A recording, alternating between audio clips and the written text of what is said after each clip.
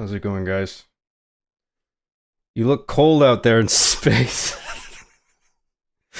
Let me let you guys into the ship. There we go. Much nicer in here. It's oxygen for one. um, what's up, everybody? Let me go through my cringe list of stuff here, okay? I'll get to chat in a second. Um, hello. Go to my website. Imaginativelogo.com. Go there, I'll kick your ass. John Graham on YouTube, which you're looking at right now, so I don't even need to mention this fucking thing. But like and subscribe anyway. Give the channel a lick and lick that subscribe button. Go to my SoundCloud at JohnCJG, all lowercase, dash 420 dash 69. No, that's not a joke, because people keep taking my real fucking username. I put music on there, my music, for free listening, so do that. And my music is available for free listening on a variety of other platforms, such as iTunes, Amazon, and Spotify. For listening and purchase. That's right, I'm shilling my music. Can you guys hear me okay, by the way? I should have checked beforehand. Type the number 9. The number 9 in the chat, if you can see and hear me okay. Please, you guys. 9, okay, good.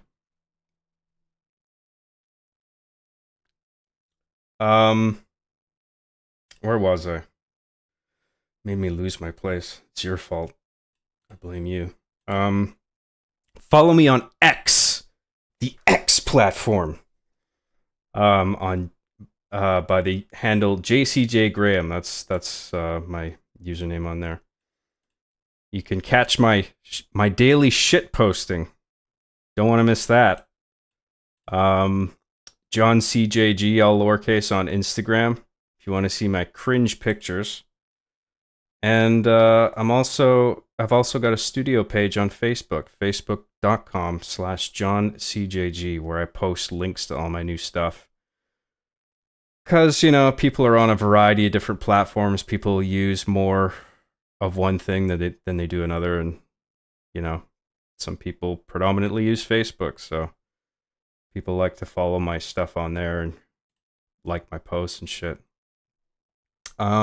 Support my fucking work. Because I actually work hard, believe it or not, even though I haven't uploaded this last half of the month. I've got things cooking, okay? I'm cooking a lot of different shit. But if you want to support me, there's a variety of options. You can go to patreon.com/JCJGraham. I got multiple tiers.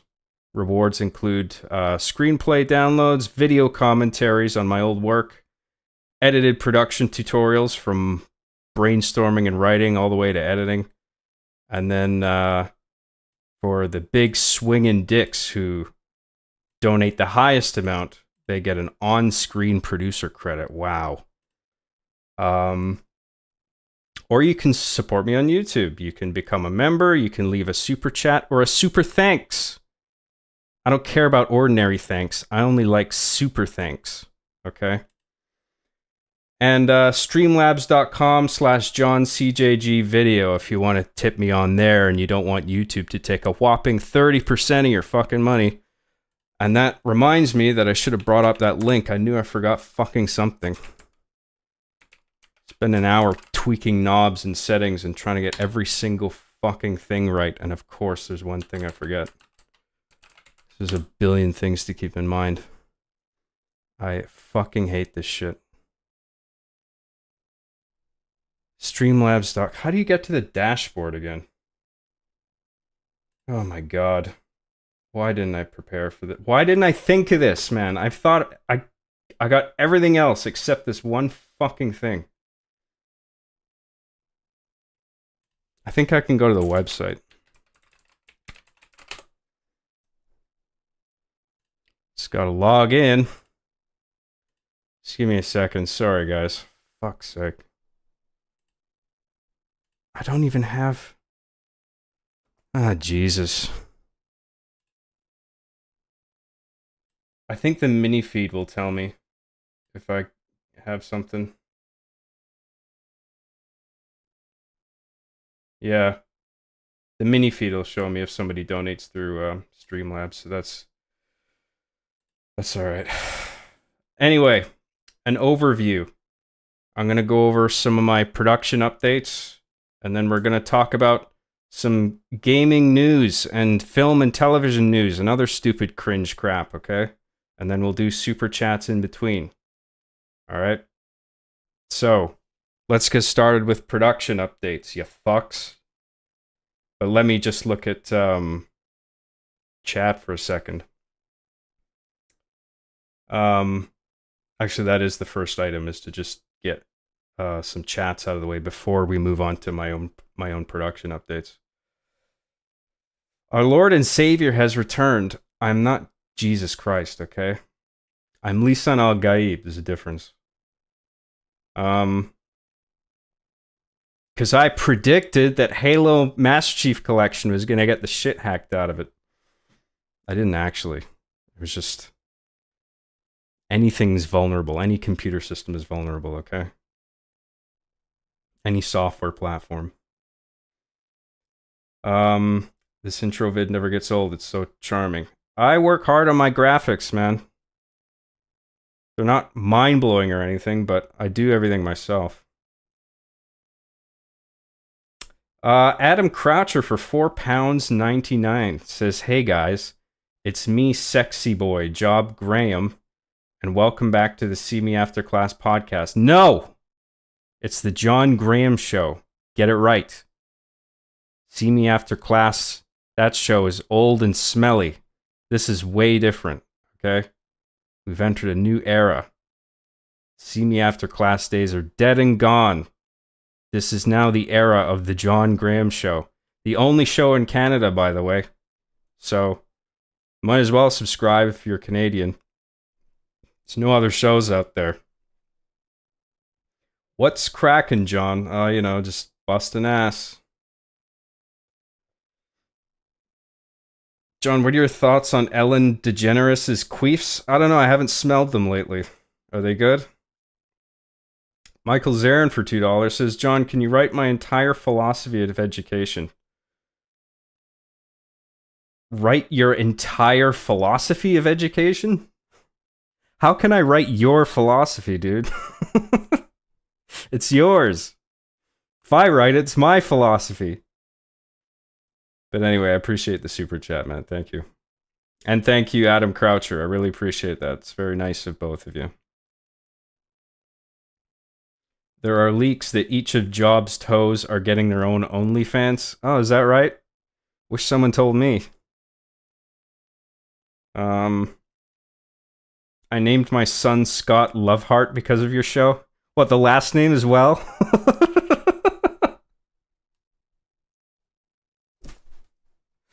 You had your last name legally changed. For that stupid character. Well done. Father of the Year right there. Or maybe you're a whammon. I don't know. John, the Space Colony Arc still needs you to get the rest of the Chaos Emeralds. Yeah, I know. I want to finish the rest of Sonic Adventure 2. I think I'll do that tomorrow. Because I don't think I have enough time tonight. I can do kind of a beefy show tonight.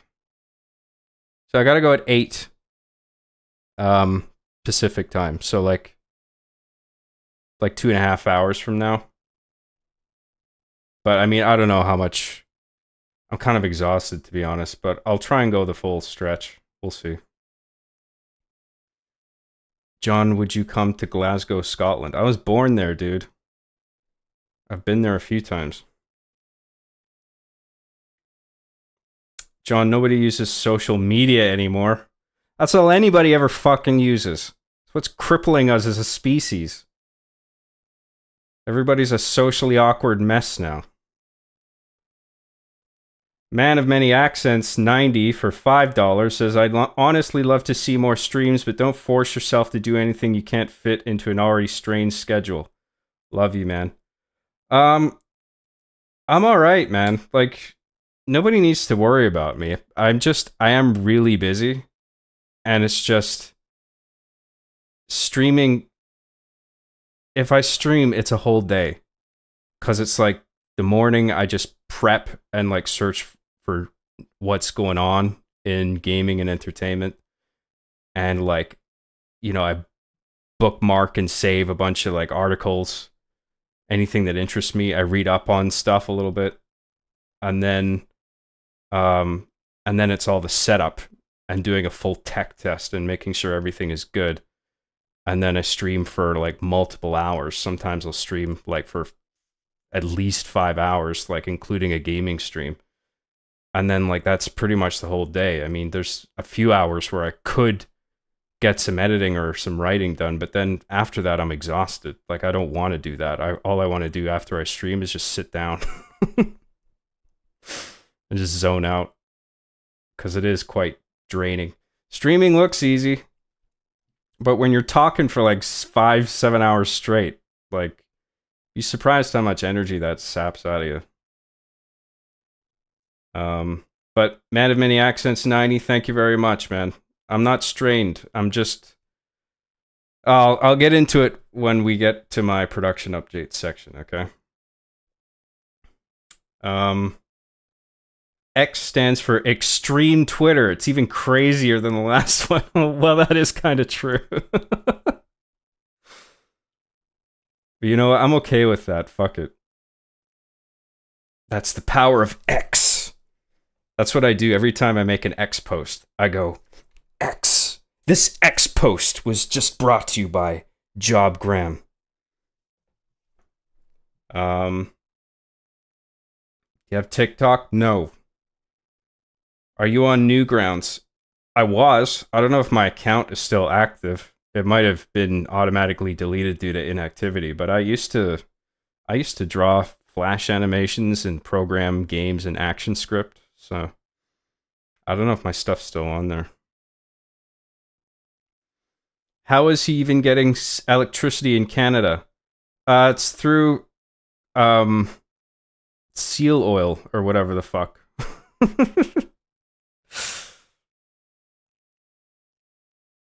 I was clubbing seals all morning. That's that Canada life. What can I say? What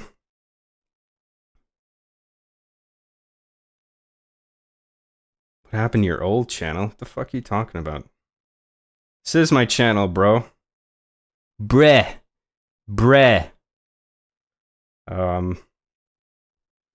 What are your thoughts on the Chucky TV series getting canceled? I only watched like the first 2 episodes of the first season or something. I thought it was okay, but I don't know, it just didn't grab me. I way prefer the movies. Even the sequels that don't, I feel like they don't get a lot of love, especially the third one, where Andy goes to the army. I like that movie. Fuck you. Fight me. 1 and 2 are sweet. The first one is like in a league of its own. The first Child's Play is like dope. 2 is, I think, quite good, but it just falls short of the first one a little bit. The third one's like silly, but I actually do quite like it. Anyway, let's not get bogged down on Child's Play. We got a lot to get to. Jobussy pound. No. What does that even mean? Does that mean you're gonna pound my Jobussy? I told you before, and I'll say it again. You cannot handle my Jobussy. You'll just come so hard and endlessly.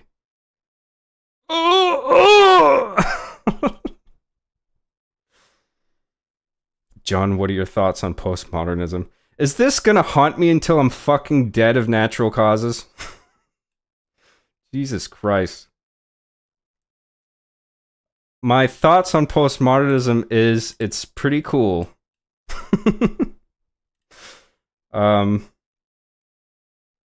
What else?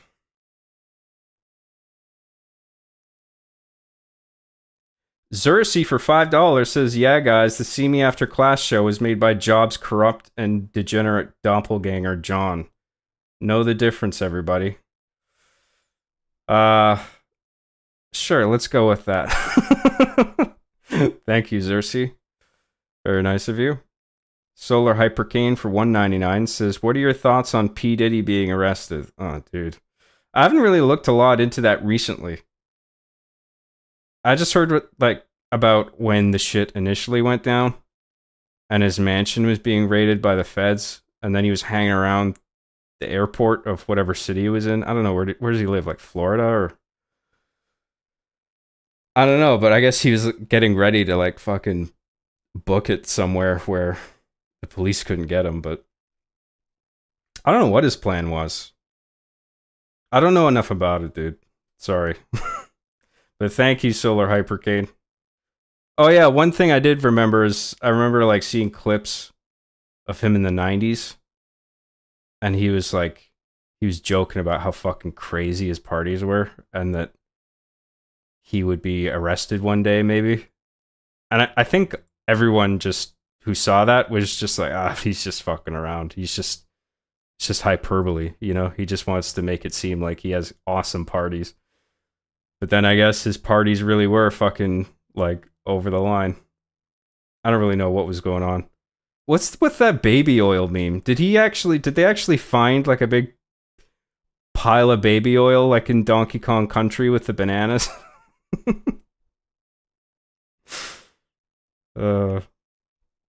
Whatever.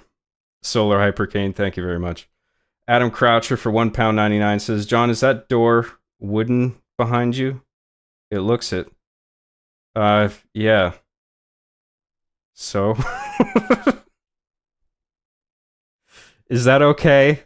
Is it okay that my doors are made of wood? Thank you, Adam Croucher. It's very nice of you. Job looks fresh as fuck today. I've been eating healthy and working out, man. Yo, what the fuck? You streaming for real? No, you're hallucinating. Go back to bed. I'm so excited for the next Hard Justice episode. Thanks, man. I've still quite a bit of work to do on it, though, unfortunately. Sorry. But I very much care about it, and I want to do a good job on it, and I want to get it out, so it's just a matter of time. Orange Nassau for £10 says, "Hey Job, been a fan since Master Chief Sucks at Halo. Good to see you're still on that grind. By the way, when's the Deus Ex Machina finale coming out?" Never. Sorry to disappoint. Disappointed! Sorry. Orange Nassau, thank you very much for that. It's very generous of you. Hey John, have you watched any cool movies in the theater today? Oh, we'll get to that. I got a movie section. I got a film and television section of my show, okay? John, have you went to see Beetlejuice? No, I haven't yet. I got nothing against it. It just didn't interest me quite enough to go see it. I figure I'd just wait until it's like streaming. Thoughts on Megalopolis? I haven't seen that either, but I've heard some things. It's on my list of things to talk about, even though I haven't seen it, because I've heard a bunch of ancillary stuff, like just it being a bloated mess with uncompelling characters and Francis Ford Coppola being a silly boy on set and stuff. I still use the Indian in the cupboard bit to this day, and I never gets old. Thank you for making that, my man. I forget what that bit even is. Forget the joke. Assuming it's more than just mentioning the name of the movie, that would suck.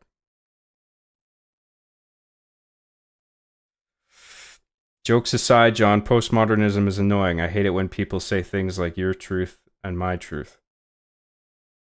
Yeah, well, at its core, essentially all interpretations of things are equally valid, which I don't subscribe to personally.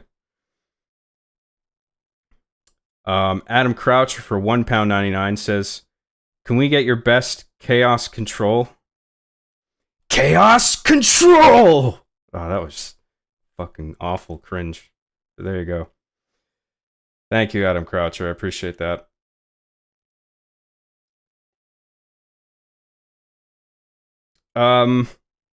Okay, so we're caught up on chat. So let's move on to production updates, okay? Here we go. I assume this is gonna work, hopefully. You should be able to see the title slate and the music here.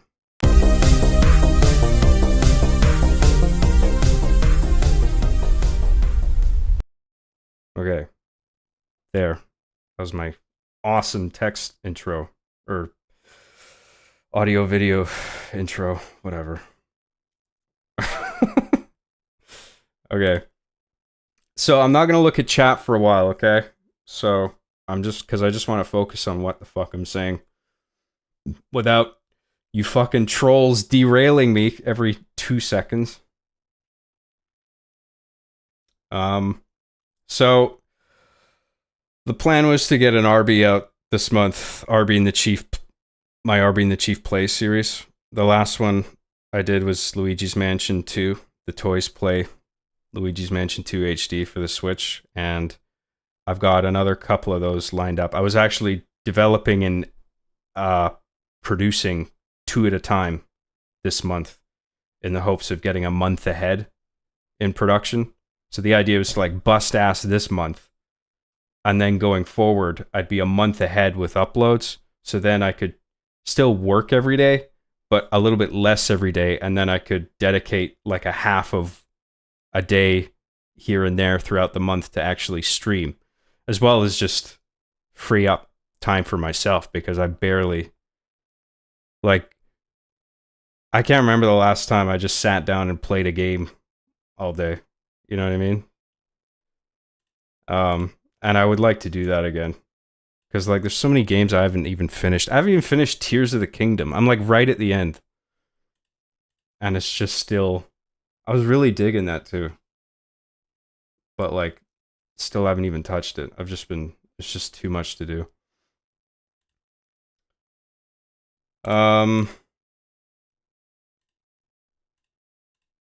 Sorry, hang on.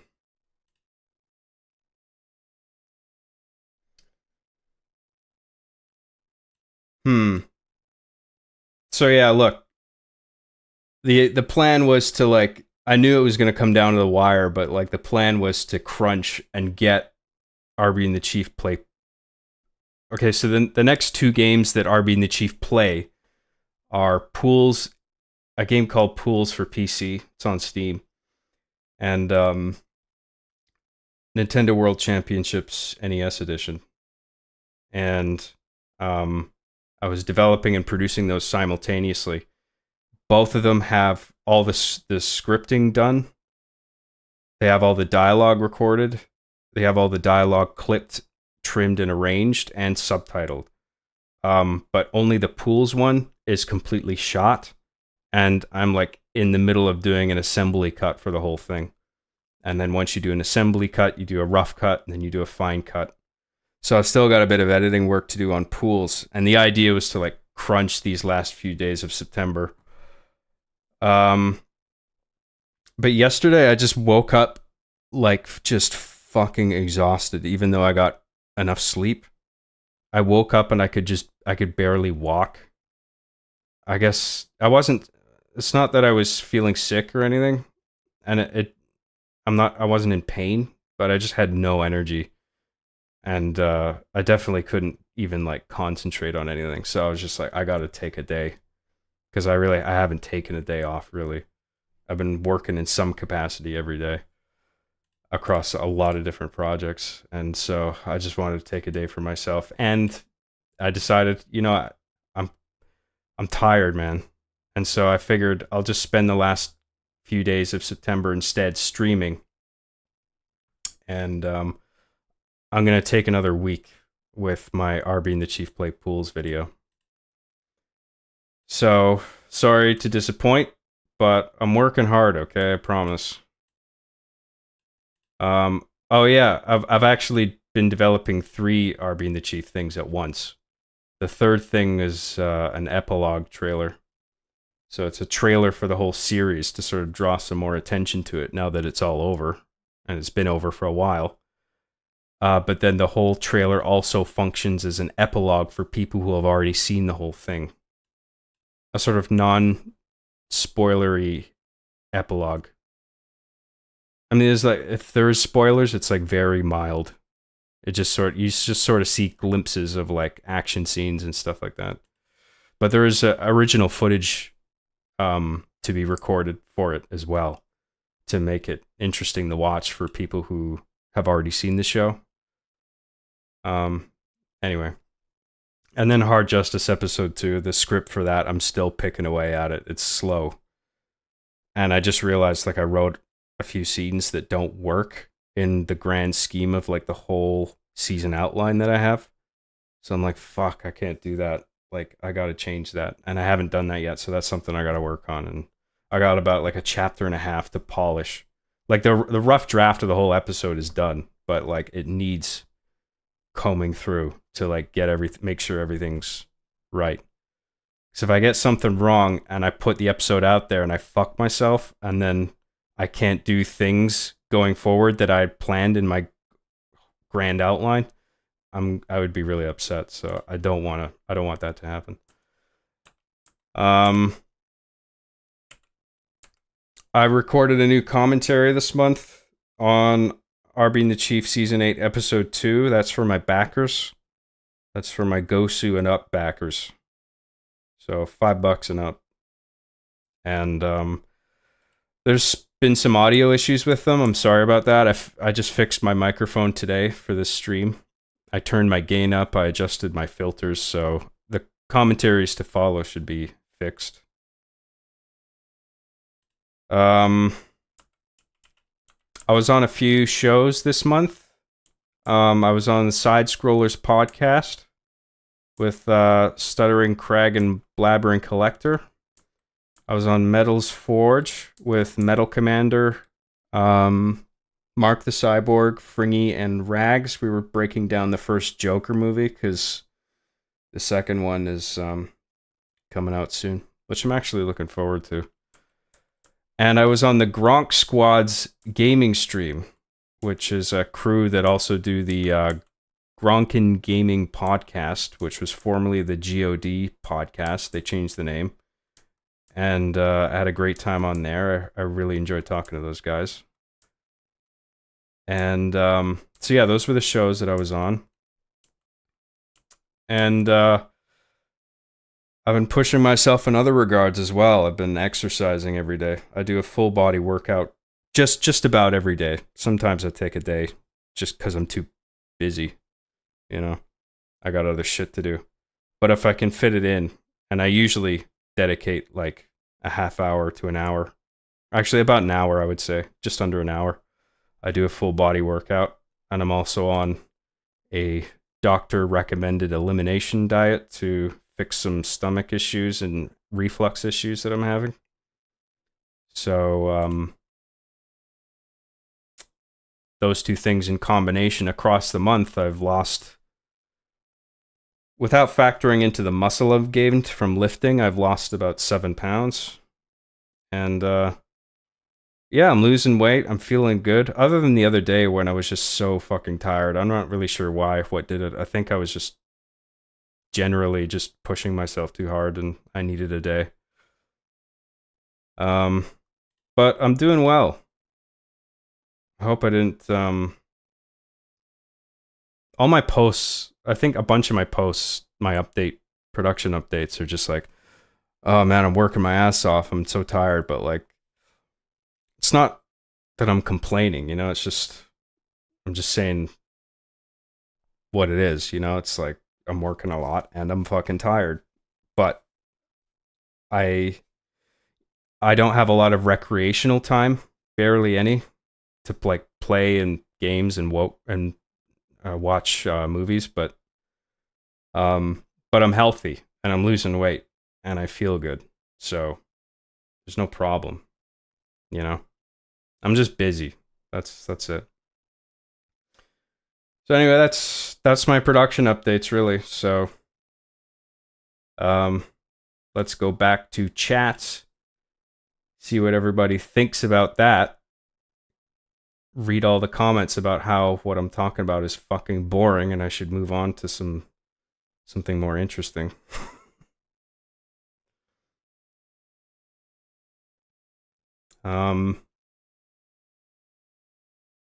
John's got the drops. Is that a Penguin reference or something? John, have you seen Barry Lyndon? No, actually. I mean, I'm a huge Kubrick fan, but there's a few Kubrick movies I still haven't seen. I haven't seen Barry Lyndon. I haven't seen fuck, what was the did he do Spartacus? I can't remember. And then there's that black and white movie he did. I think it might have been his first feature. I haven't seen that. Yeah, there's a few I haven't seen that I'd like to make time for. If John just did Adderall, we'd be back to weekly episodes. I don't need Adderall, man. I've got the discipline to actually stay on task, so I don't think Adderall would make much of a difference. And I don't want to take that. Adam Croucher for £1.99 says, John, are you familiar with the works of Honk Schmay? No. Sorry. Thanks, Adam Croucher. Appreciate that. John, you should make a tier of your Patreon be something like John will commit to taking 1 day a week to do nothing but rest and recovery / self hobbies. I'm serious. I'd pay more for it. Well, I appreciate that, but I think I'm happy with the way it is.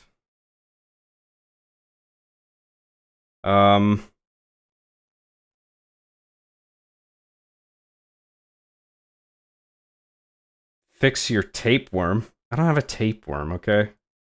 I think I have a distended stomach or something around behind my breastbone. I don't know what the issue is, but I'm gonna get an ultrasound done in November to have a look and see if they can find anything.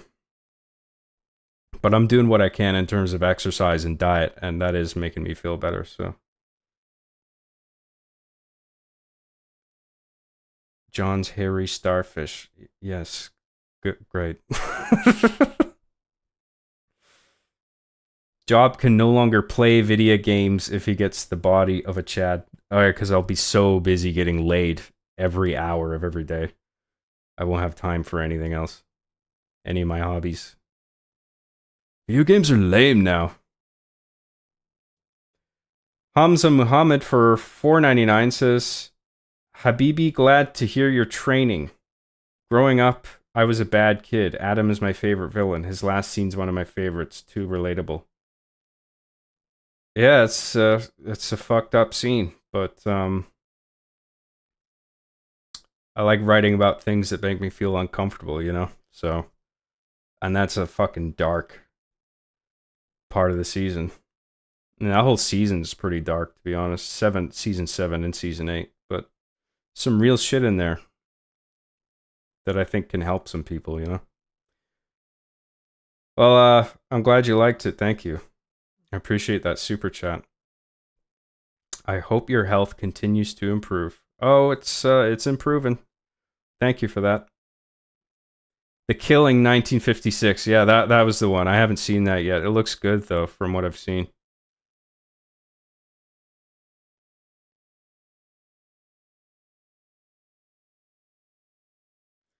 Thought on cultural defining Hawktua podcast, Hawktua. You know what? I watched the first episode of that all the way through. The girl, she had Whitney Cummings on as her guest. And people are memeing on it like it's the worst fucking thing ever, like cancer in audio visual form. I didn't think it was that bad, to be honest. I actually found it kind of interesting. It's like really for a podcast, it's quite heavily edited, which suggests that there are probably a lot of awkward silences.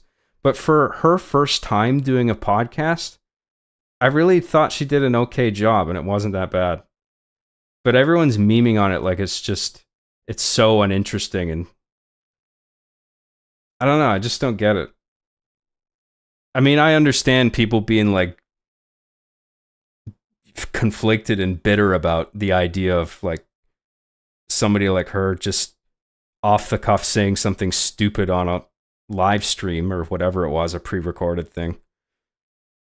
Like she just says Hawk Tua, and then now she has $1 million, and yet here I am working my ass off just to pay the bills. Like, it's frustrating, I get it, but like it's not her fault. So whatever. I didn't think her podcast was that bad. And I thought her and Whitney Cummings did a fairly good job at being interesting.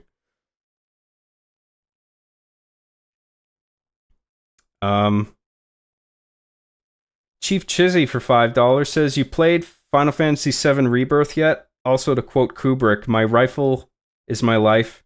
Full Metal Jacket better, or Platoon. Also, isn't Tombstone cringe? Tombstone's good, man.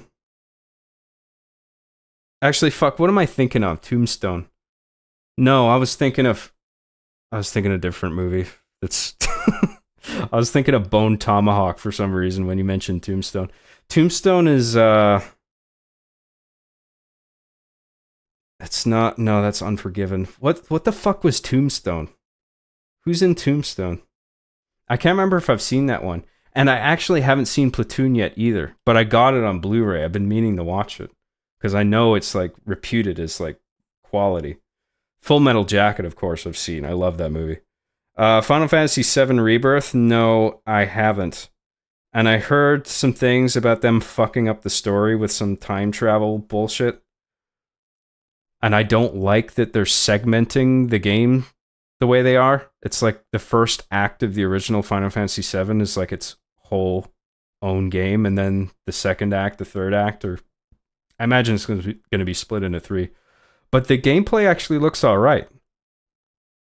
You know, and the graphics are good and everything, and I would like to try it, but I'm not getting a PS5. I don't know if it's on. It's on PC, isn't it? It's just, it doesn't grab me enough to like pay full price of it. Maybe if it gets a discount or something, I'll grab it. Anyway, thank you, Chief Chizzy. Been a huge fan since 2007.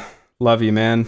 You, Chief and Arbiter, were my childhood, my friends, and I still quote them to this day. Much love from Nova Scotia. Well, thank you very much. I'm glad to hear that. Some longtime fans here. R being the Chief guy, right? I don't remember subscribing, but I like your Zelda poster in the back. That's Majora's Mask, dude.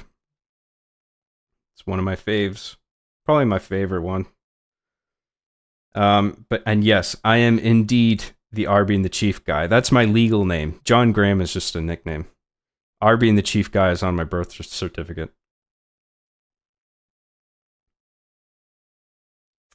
It's highly edited and high quality because she's an industry plant. That's why people don't respect her. The Hawk Tua girl is an industry plant?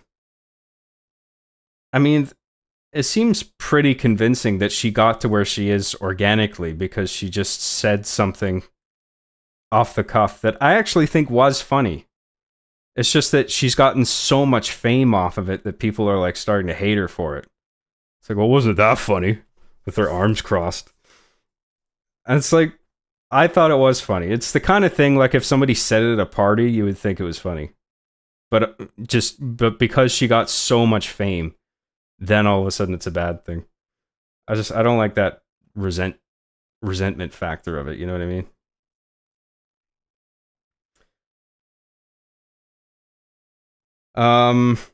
John, would you agree that Len is one of Canada's most important contributions to the world and that Steal My Sunshine is the greatest summer song of all time? I actually don't know what you're referring to. Sorry, dude.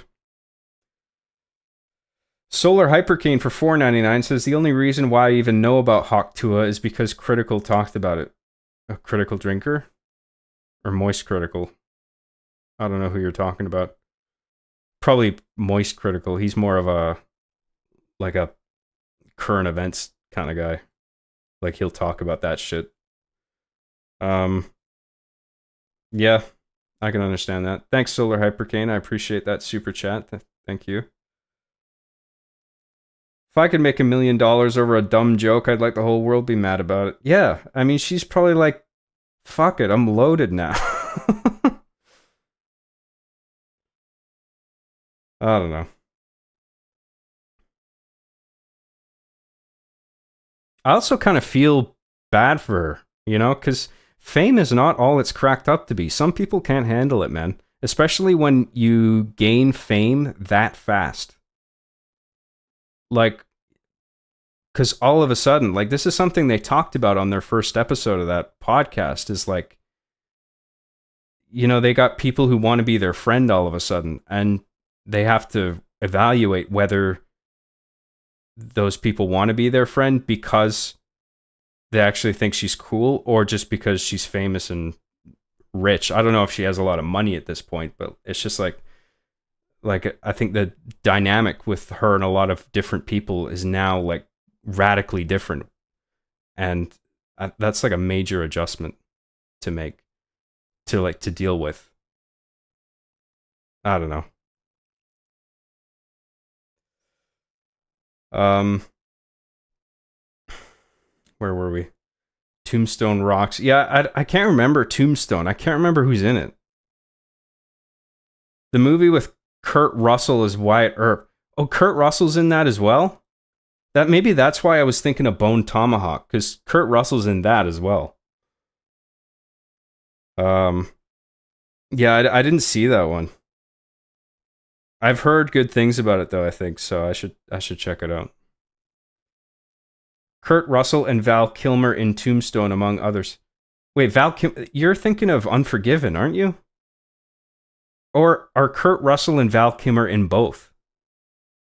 Are Kurt Russell and Val Kilmer in Tombstone and Unforgiven? I can't remember. I know they're both in Unforgiven. Oh wait, are they though? maybe I'm thinking of that Clint Eastwood movie. I can't even remember the name of. Oh, fucking hell, I'm so confused. Um, come here for the John tent, stay for the Hawk Tua enthusiast. John, quote, job on my knob, Graham. Look, I'm not crazy about the Hawk Tua podcast, okay? I just think it wasn't the worst thing I've ever heard, and I actually found it interesting. I think everyone's hating on her because she's famous overnight for doing something relatively stupid. But I thought it was funny. Have you played Wukong, the Mojo Jojo origin story? No, I haven't played Wukong yet. I would probably suck at it, so I don't really want to spend the money because I am not good at Souls games. And from what I've heard about Wukong, it's about as difficult as your typical Souls game. So I would probably get like an hour in and then give up and never play it again. So I don't really want to. I don't want to buy it. Not at full price anyway. That's not to say like it doesn't look good because it actually looks excellent. It's just that I suck. Can somebody give me the lore of calling John Job? I think I think it's because the B key is right next to the N key on the keyboard. Plus, it might have come from me talking about my experiences on an old podcast about me taking a sales job. Um, and it was like super cringe. So, yeah, I think it's some mixture of that, and then like one person did it, and then everyone else saw that and started doing it for some reason, and now it's a epic meme.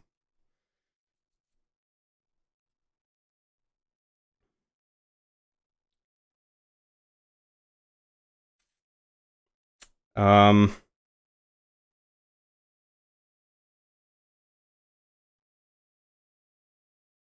Where were we?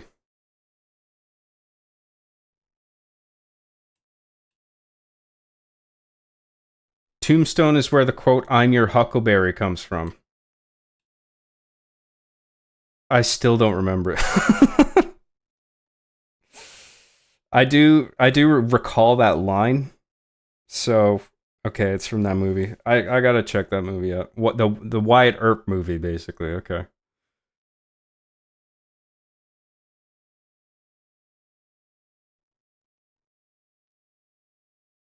I don't remember either being an Unforgiven. Maybe I'm thinking of the wrong thing then. Maybe that's the. Maybe I'm thinking of a Clint Eastwood movie then.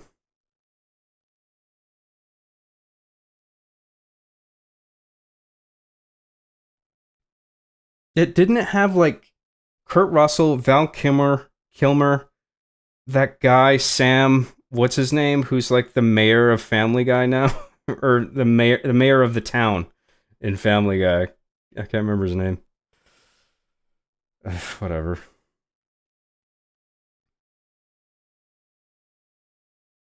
Clint Eastwood, Morgan Freeman, and Gene Hackman were in Unforgiven.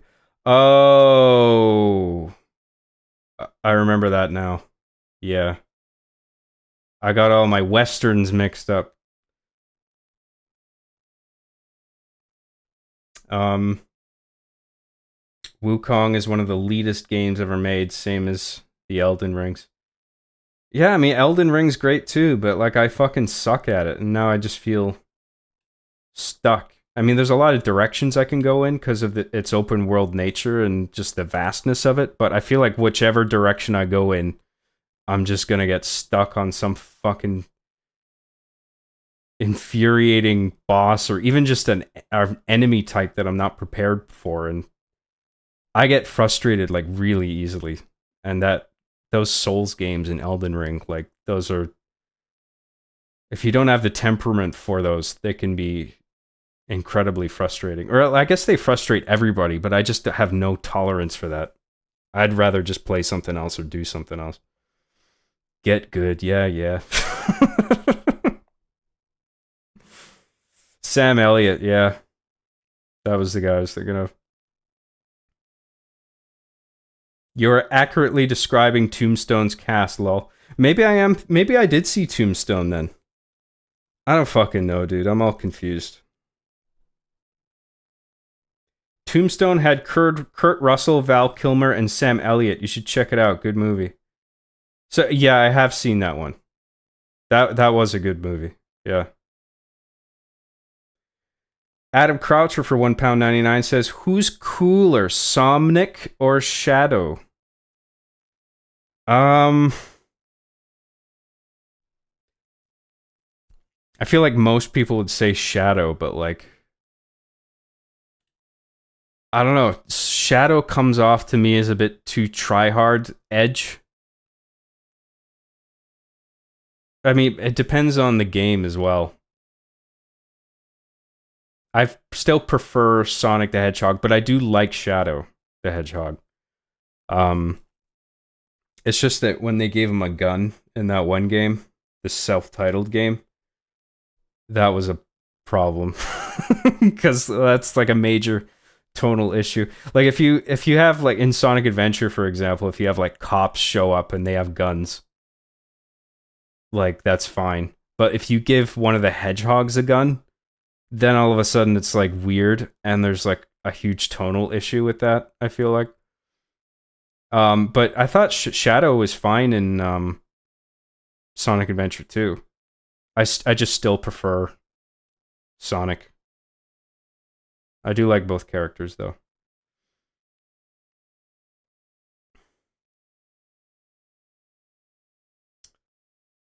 Um,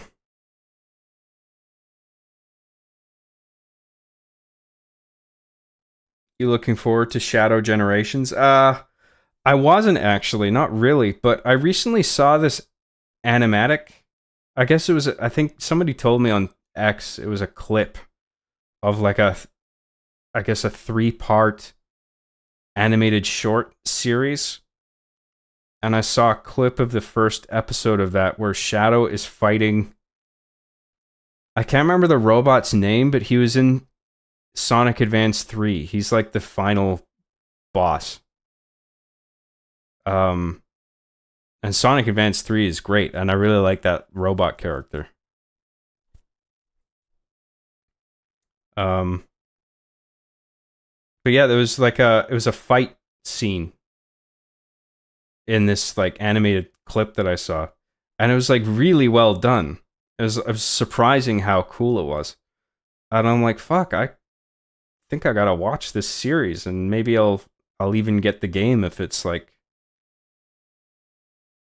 I'd have to look into it more because I don't know enough about the game. Because if it's like Sonic Generations, where it's half 2D, half, or you know what I mean, like it's half side scroller, half like modern 3D Sonic, where you can go in any direction, and like I hated all the I hate all the 3D stuff, but the all the like the 2.5D stuff, I guess if you want to call it that. That's not even the right term.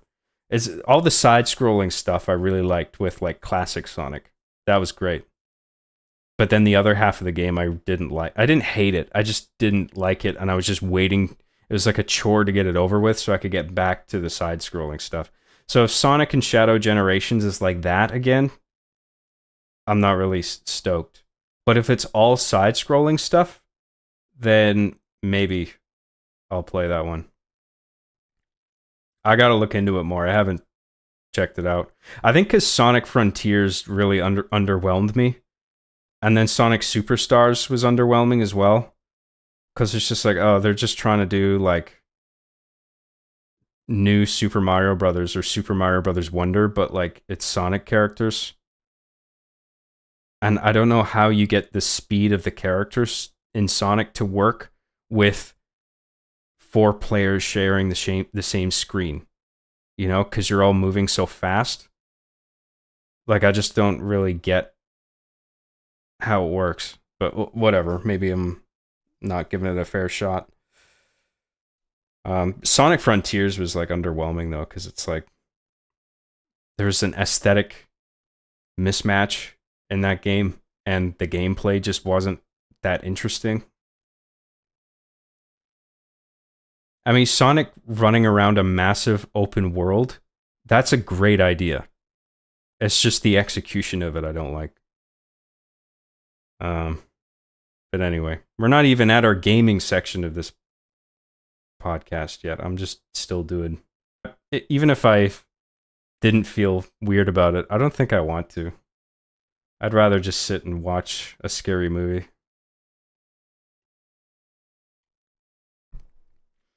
Dreamcast Sonic was the best, lol. Nah, dude, Genesis Sonic was the best in my opinion. I like Sonic Adventure 1 and 2. I really do, but Sonic 3 and Knuckles is my jam.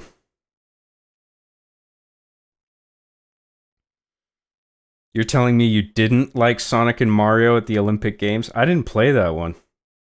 I don't know what to think of it.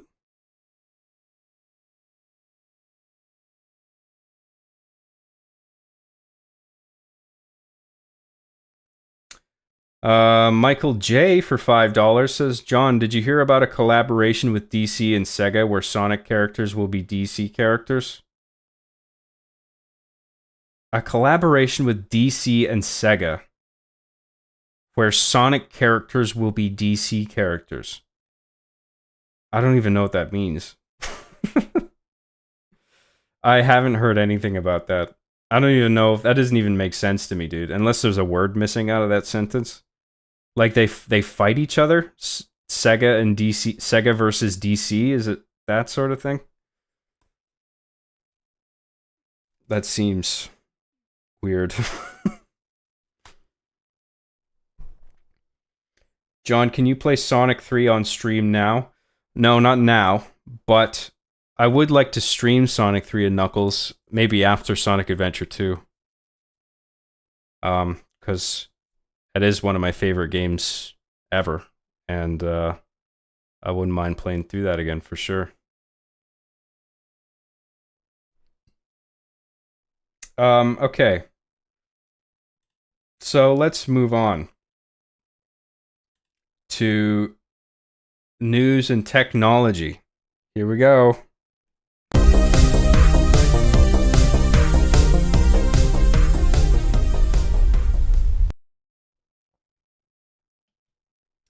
Um, I only got a few things written down here. Maybe you guys can help me out with this for things to talk about. But the first thing that comes to mind is the PlayStation 5. I know like a bunch of this is like outdated, but whatever. I don't stream that often. But, you know, things stand out to me that happened some time ago that interest me, you know? So um so they're putting out the PlayStation Pro for 700 US dollars, I think. And it's got all these it's got like a better graphics chip with like a 45% improvement or something. It's got uh advanced ray tracing,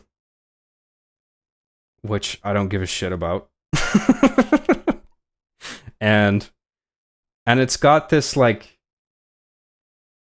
it's like oh fuck, how do I describe it? It's like, you know, AMD has their fucking FSR graphics mode and Nvidia has like a DLSS thing. It's sort of like an AI driven more artificial way of like increasing the fidelity of the graphics. Um so in the case of Nvidia, what DLSS will do, I think, is duplicate frames to artificially increase the frame rate. So it's not the graphics chip doing it. It's sort of it's a post-processing effect. And so PlayStation's version of that is to do the same kind of thing but with pixels. So I guess you create pixels in between pixels to sort of artificially increase the resolution. And I don't know why they didn't just do one or the other. You know what I mean? Like either do the advanced graphics chip or do the post-processing thing. It just seems like if you do both, it's overkill and it puts the price too high. So like, why not just do one, if only to keep the price point down, and then it'll be more appealing to consumers? Because $700, I mean, especially with the fact that you're not getting a disk drive, and it doesn't even come with a plastic fucking vertical stand. Like they can't even just throw that in there. You know what I mean? That strikes me as bullshit. That they can't even just include the plastic stand for that price. And with the omission of a disk drive, I don't like this normalization of, because what this is going to do is normalize the trend of only releasing digital versions of games, and there's not going to be physical media anymore. I don't like that digital purchases can just be taken away at any time and, you know, removed or censored or whatever. Or you just get locked out of your things that you bought for no reason. Like, because that's happened already. So it just seems like such a clumsy move on Sony's part. And I'm not shitting on the hardware. Actually, I think the console is actually quite sophisticated. And I think the controller for it is amazing. Like the other day I bought myself a DualSense controller because I was playing with my Xbox One controller, and like I was trying to do, I saw on Steam that the Metal Gear Solid Master Collection was discounted. And so I'm like, fuck, I really would like to play Metal Gear Snake Eater again. And so I got it for Snake Eater. And I was playing that with an Xbox controller. And you have to like hold right bumper down to like go into first person mode. But I find that on that controller, I have to like push it quite hard for the first person view to maintain.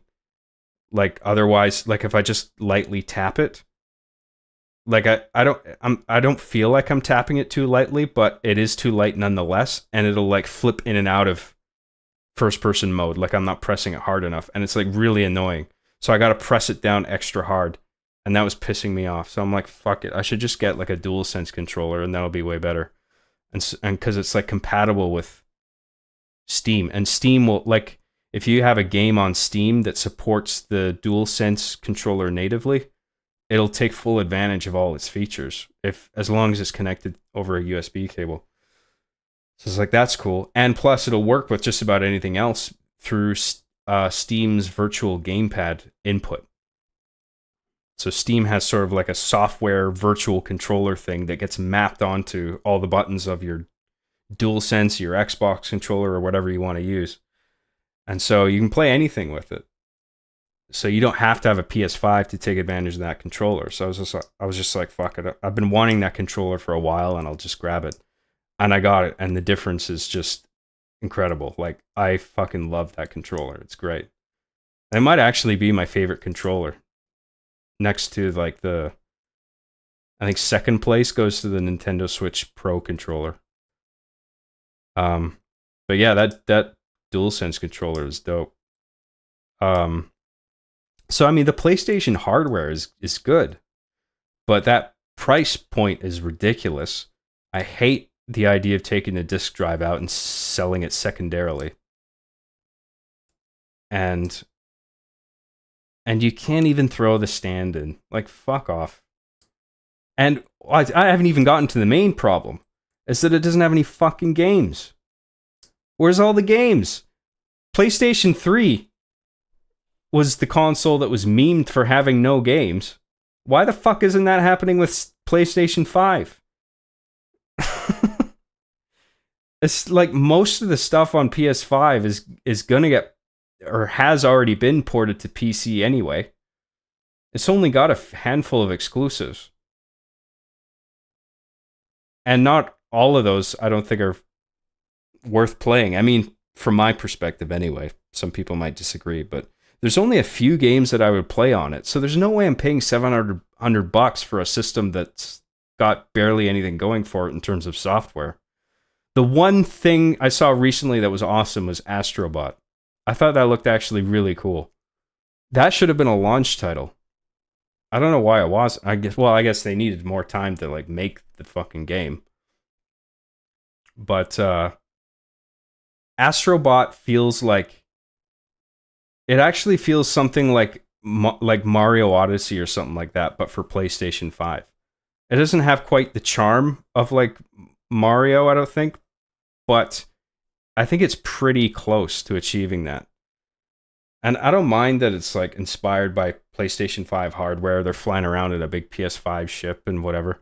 I saw this Kotaku article recently that called it soulless for doing that because it's so obsessed with the PS5, and it's just like, dude, he's a mascot. He's a console mascot.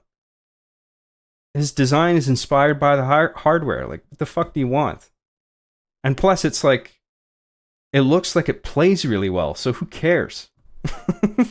the gameplay is what matters, right? And it actually looks quite good.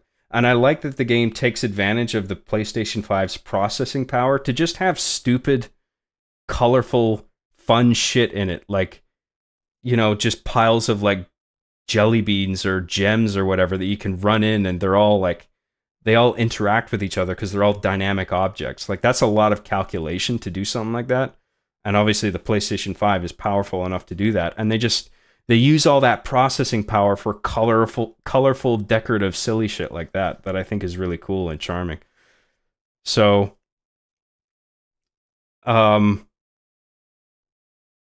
mean, it's still not enough. The PlayStation 5 needs more going for it for me to think about even buying the console. But it's just a shame because Astrobot looks actually quite good. How much did Sony pay you? Oh, this Sony executive is just right off camera. Oh, thanks for the check. Appreciate that.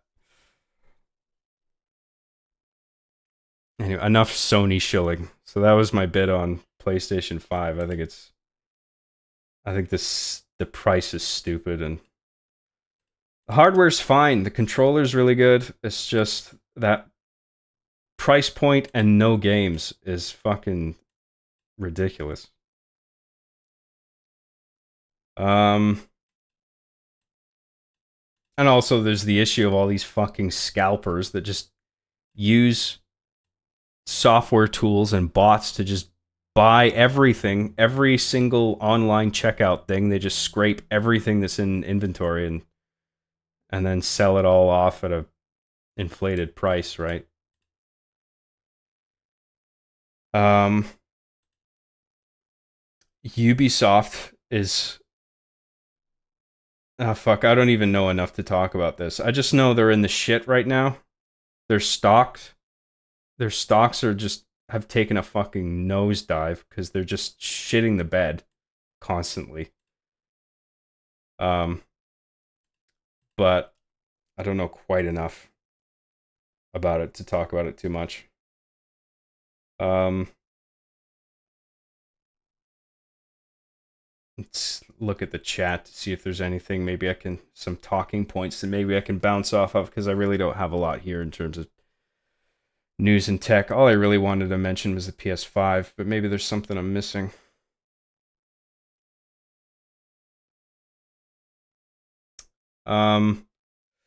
John, did you play Nintendo World Championships on the Switch? Yeah, I love it. I got it on Switch. That's great. And I'm making an Arby and the Chief play Nintendo World Championships video. That'll probably come out in a month or two. Um, $30 for the stand. $30 for the plastic PS5 stand? Fucking hell, man. It's just plastic. I mean, right? I think it is. Because all it needs to do is just hold the console up vertically. It doesn't need to be made of like fucking adamantium. It can just be plastic, I'm pretty sure. $30. Get fucked.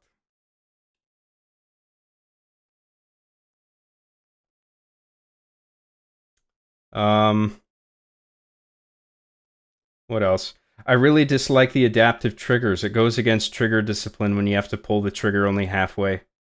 I haven't played anything yet that supports the controller natively. So I don't think I've experienced any of the real DualSense features yet. I think the Dead Rising remaster does have native support for the controller, and it'll do some DualSense-y stuff, but I haven't tried it with that game yet. I don't think I own. I'm not sure I own any other games that would take advantage of that stuff. I thought about getting God of War Ragnarok for now that it's on PC, but I haven't even. I haven't even finished the first one yet, even though I'm near the end, like the first God of War. And then, there's also that thing of like having to create a PlayStation account in order to play God of War Ragnarok on PC, which is just fucking annoying. Like, this Helldivers had the same thing, right? It's like, why just you're just gonna piss a whole bunch of people off to artificially inflate your PlayStation account numbers. You know what I mean? It just feels dumb, and I wish they wouldn't do it. But it depends how much of a headache it is for me. Like, so I don't know what exactly the process is. Like you put the game in and it asks you to log in, I guess. And then so you have to just go to Sony.com or whatever the fuck and create an account, and then you put in your credentials in the game prompt, like before the main menu, I'm guessing, to play. And I don't like introducing a point of failure like that for the reason of just artificially inflating their numbers, their account, their member numbers. But it depends, I guess, on execution. Like if say their servers went down, if Sony's servers went down, and that meant that I couldn't boot the game up, that would piss me off, and I don't want to get it if that's the case. But maybe it doesn't work like that. Maybe it's like a one-time thing. Like if you just enter your credentials in like one time and then you don't have to do it ever again, then maybe I'll consider getting it. I'm not sure. Where was I?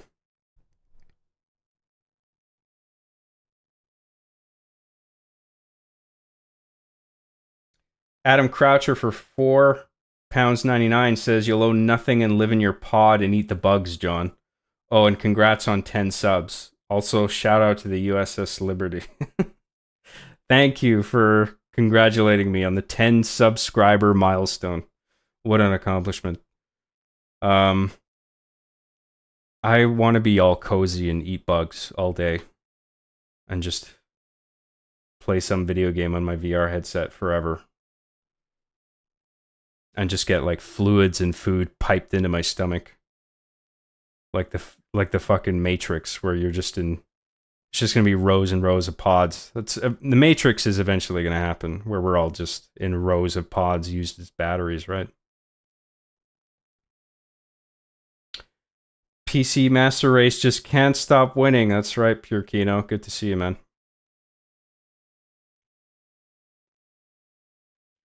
Notice how they removed the disk drive on the PS5 Pro. This can only mean that they don't want games. Yeah, I was talking about that. It's fucking stupid. I wish they wouldn't have done that. Like, why would you sell a Pro edition of the console without the disk drive? That seems so bafflingly fucking stupid to me. Whatever. Astrobot is amazing. Haven't picked it up yet, but I intend to after Sparking Zero. Oh, that's the new DBZ game that's coming out? Fuck, there's like a fucking million of those. I don't know which one to get. It's sort of like Yakuza, whereas there's like just a billion of them. And it's like, fuck, I don't even know what order any of these are in. I have Yakuza 0. That's the only one I think I have actually one more because I got it on sale. It was like super cheap. But like I would start with Yakuza 0 at least. But then there's like a bunch where it's just like, I don't even know what to play next. DBZ is like that, where there's just so many of them. Don't get me wrong, they look good. It's just a bit overwhelming. Sparking Zero is kind of a weird name too. Price point is insane. Normies probably haven't caught up to how GPUs cost $500 each, so seeing that a console costs $800 is probably disgusting to them. Yeah, it's true that GPUs are expensive as well. But like, I mean, I would much rather, especially as a content creator and somebody who's on his computer like most of the time, like, and I do a lot of graphic design work, I do video editing, like I do a lot of work on my computer. Investing in a computer and a GPU is worthwhile for me. Maybe not so much for people who like don't do much computer work, you know?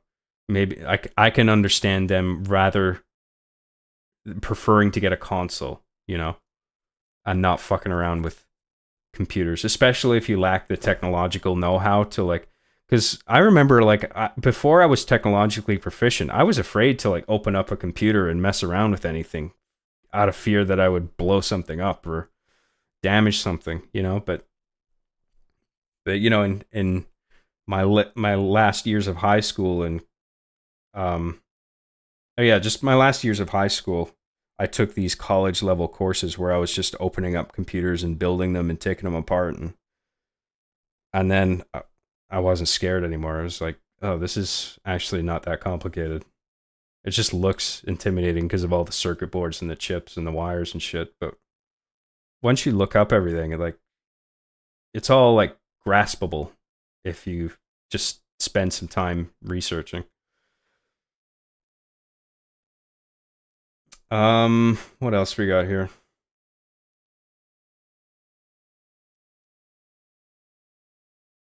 No one likes the PS5 Pro, Raffle. Yeah, I'm surprised. I'd be surprised if anybody did. And I'd be curious as to what the perks are.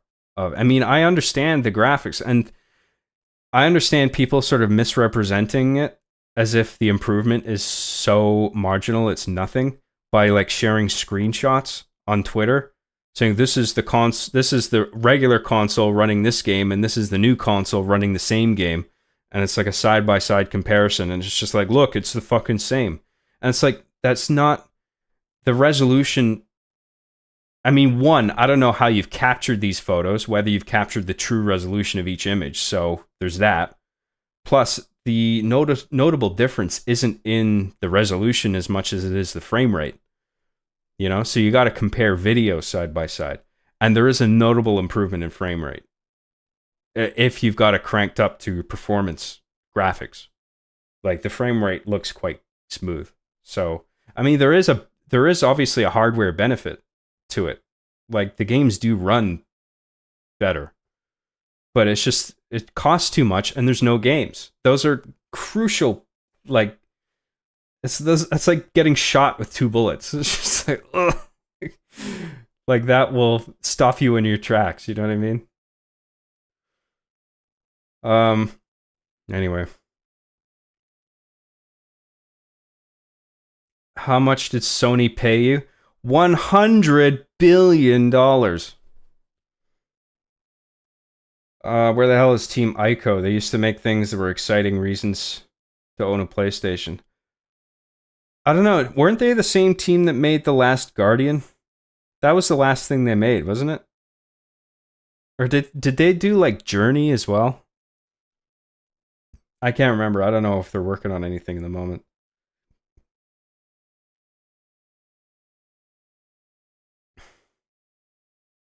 What about Nintendo suing Palworld? Yeah. That seems like bullshit to me, man.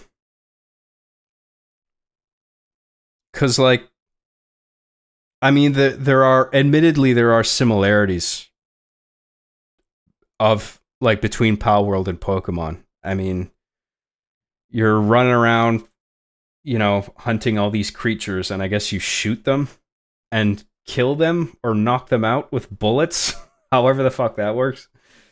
And you have, like, an array of pals. Palworld is such, like, a lame name to me as well. Like, instead of pocket monsters, it's just like, they're pals. They're your pals. They're your pals running around the world. You gotta catch and make a bunch of pals. Palworld is just kind of a weak name, but the gameplay looks alright.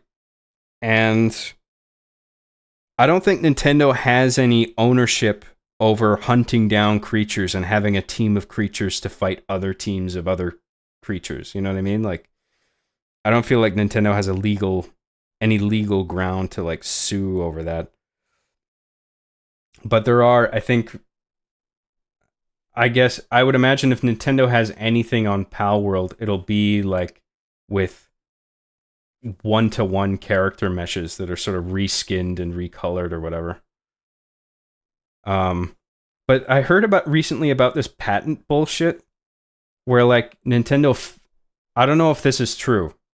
I think it might be, based on what I've read, is that Palworld came out, Nintendo saw it, and they were pissed off, but they couldn't really do anything at that point. And then they started registering these patents after the fact, and then securing them. And now they've launched this suit where Palworld is in violation of these patents now, like, that were created or registered after Palworld came out, which seems like bullshit to me. That just seems like them creating an excuse in order to give them legal ground to even file the suit in the first place, which is like, how the fuck is that even gonna, I mean, that stuff must be all time-stamped. So how the fuck would that fly in court? That makes no sense to me. So I imagine if Nintendo were to win this, it would either be they succeed in scaring the Palworld developers and just making them back down through power through lawyers and the amount of money that they have, or that there are repurposed assets that have been ripped straight from Pokemon games, which I'm not entirely convinced that's the case. I mean, some meshes and designs do look similar. I mean, you look at a bunch of Palworld designs, and it's just like, oh, that looks like that Pokemon mixed with that other Pokemon, you know? But that's, to me, that's about the worst that it gets. you know? I've seen some meshes where it's just like that looks quite similar. Like almost identical in terms of like limb proportion and just the size of the body and everything. Like I don't know if you could, but it seems almost with some examples that I've seen that you could overlay the meshes one to one and they'd be almost like exact. That I can see Nintendo having some ground there, but overall I'm not really on board with Nintendo doing this. I mean, I can understand. I think I have a bit more sympathy for Nintendo than others cuz like I understand trying to protect your IP. And I think they just I don't know. I understand them trying to protect their property. But they are just so fucking anal about it and they have no I don't think they understand the success that community like mods and like games that are derivative of Pokemon can potentially help them. I guess they can't help but see something like Pal World as just destructive to their own monopoly, I guess, on this sort of Pokemon format of like catching creatures. Like I guess with Pal World being out there and popular, Nintendo thinks that that is ultimately going to affect their bottom line, but I think too fucking bad, you know, because like everything is derivative, including Pokemon, you know. Um, like that whole idea of turn-based combat in Pokemon is not new, for fuck's sake. And trying to secure, trying to take something like catching wild creatures and saying like that's my thing, no one else can do it. Like that just seems really stupid to me. Um. Anyway, that was my TED talk on Nintendo. Um. What else we got?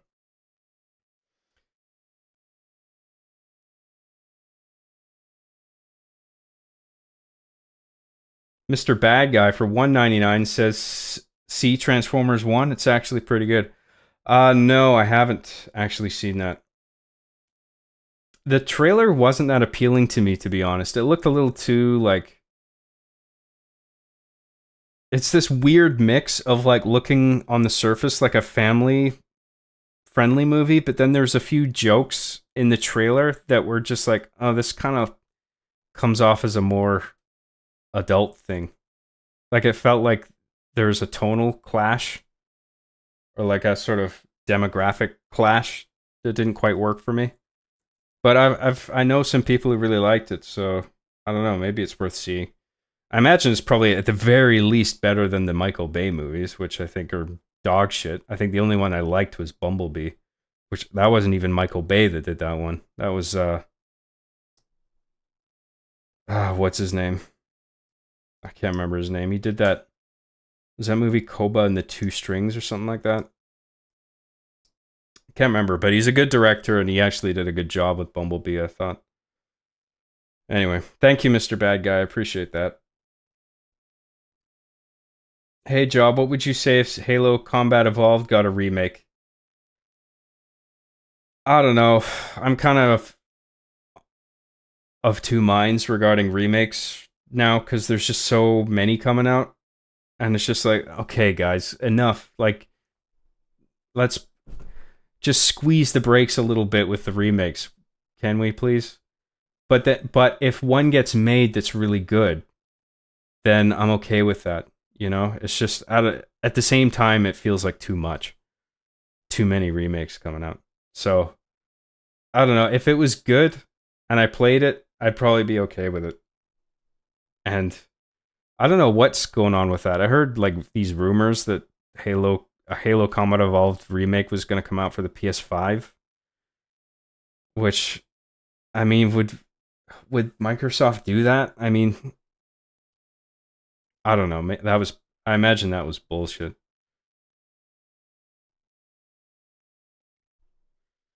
I had to create a second PSN account when Amazon sent me a UK version of Nier Automata and it had a DLC code. Some stuff is so stupid.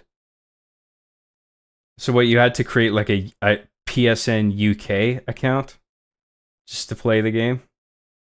That's stupid. That should be unified. It shouldn't be separated by region.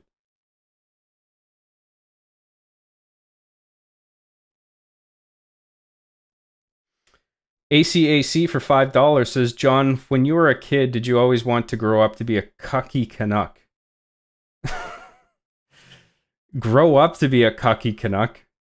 Well, you mean actually play hockey? Because otherwise, I mean, I'm Canadian already. I mean, I'm a Canadian citizen.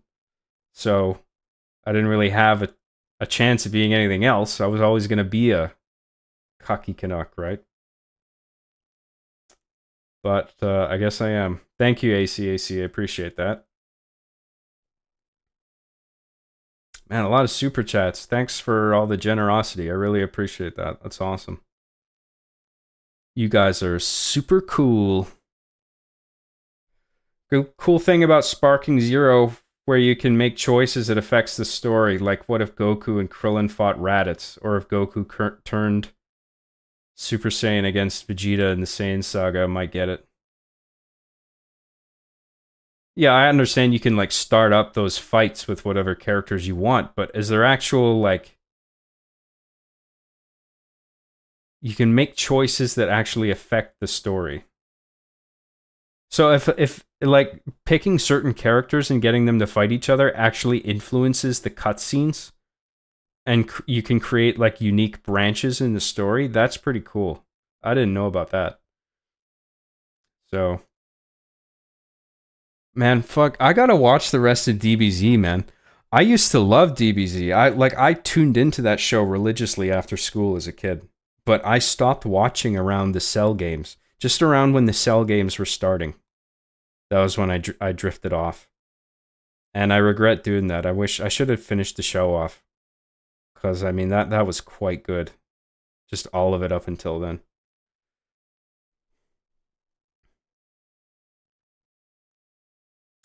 Should probably do that first before I play any of the games.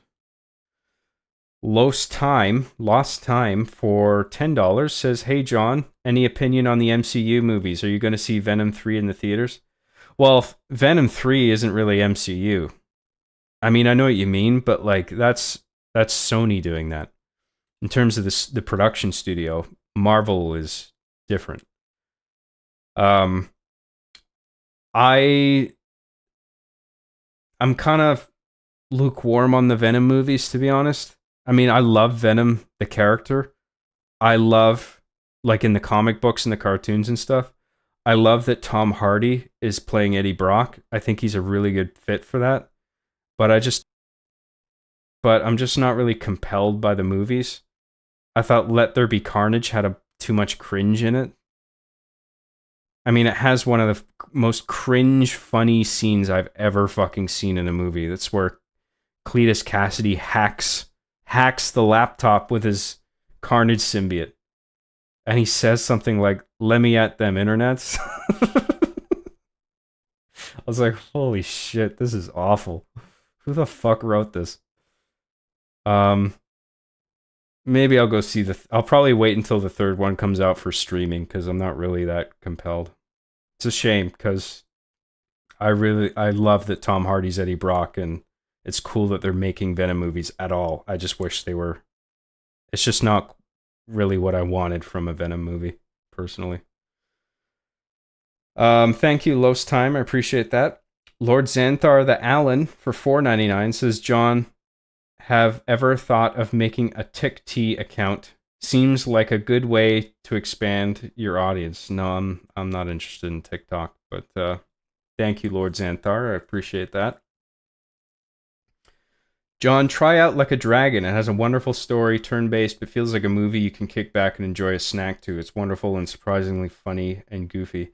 Dude, I've heard nothing but praise for just about every Yakuza game. So, like, I mean, I know people are saying good things about Like a Dragon, but the same goes for just about every other one. So, I figure I should start with Yakuza 0 because not only does that game get, I think, distinctly high praise, but it's also the first, like, not the first game that was developed, but the first game canonically, like in the story, if I've got that right. So I'd rather just start out with that.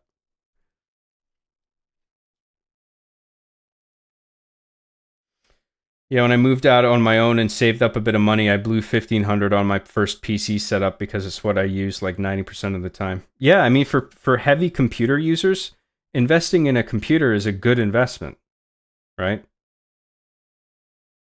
And if anything goes wrong with any of the parts, you just replace the individual parts or upgrade them.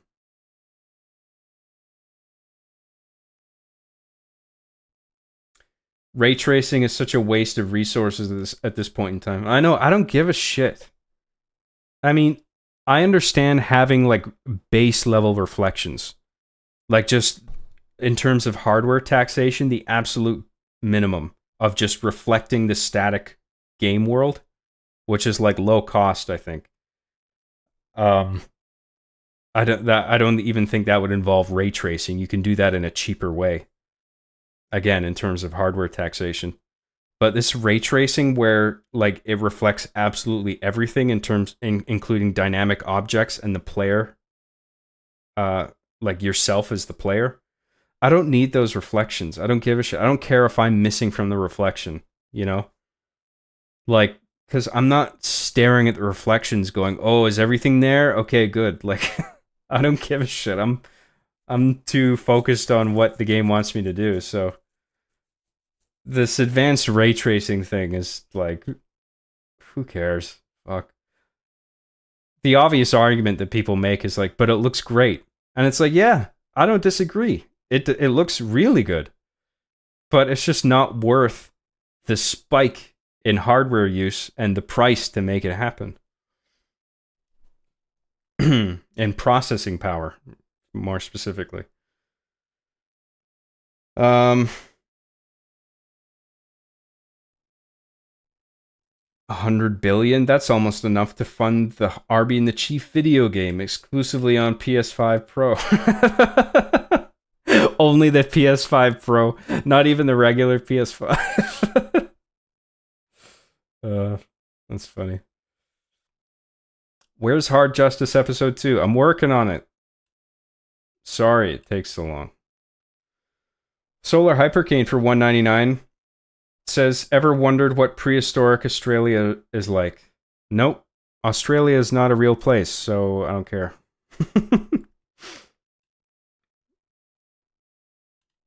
Australia is a cartoon world, like Toonland in, or whatever it's called, in Roger Rabbit. Who Framed Roger Rabbit?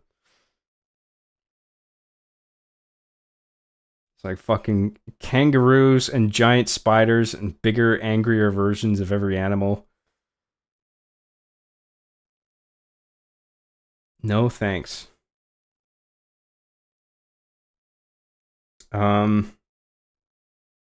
They stole clear Pokemon designs for Pal World. Maybe they did. I mean, maybe there's certain examples I haven't seen. There's certainly some meshes that look quite similar that I feel would give Nintendo some legal ground to file suit. People are now realizing how Nintendo has built the ultimate legal strategy to crush anyone who steps on their turf in Japan. Pal World flew too close to the sun. Yeah, well, that shit that they're doing with patents, I mean, I don't even know if that's going to work. I mean, how can Pal World come out and then the patents get registered and then Nintendo sue based on the patents? That just seems like, no, Nintendo, sorry. We're not doing that. I don't know. I don't understand that.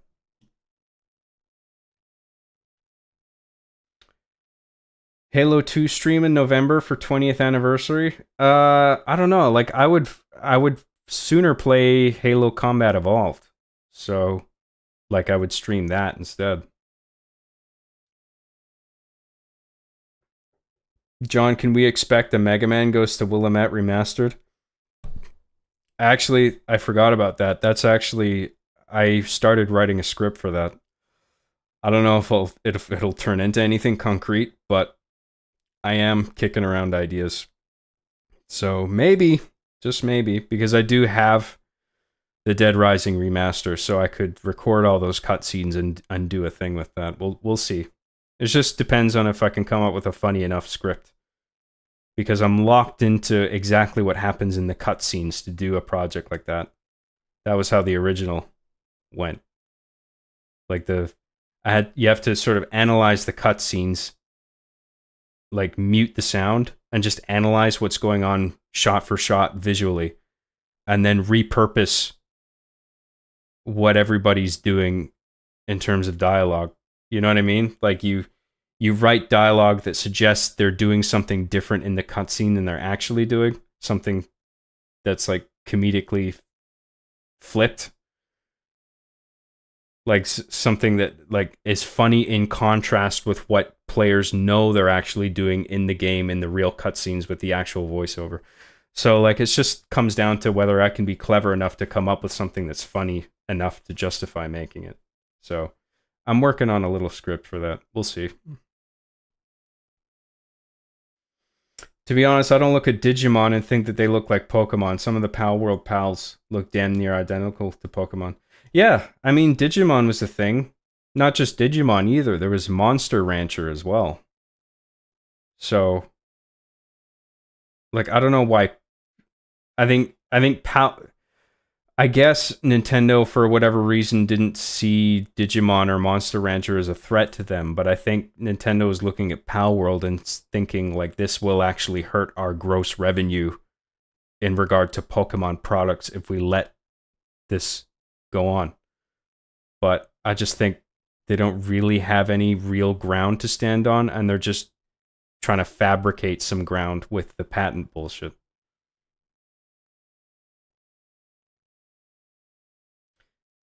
John, please ignore the Transformers 1 trailer. Okay, so the movie's actually good.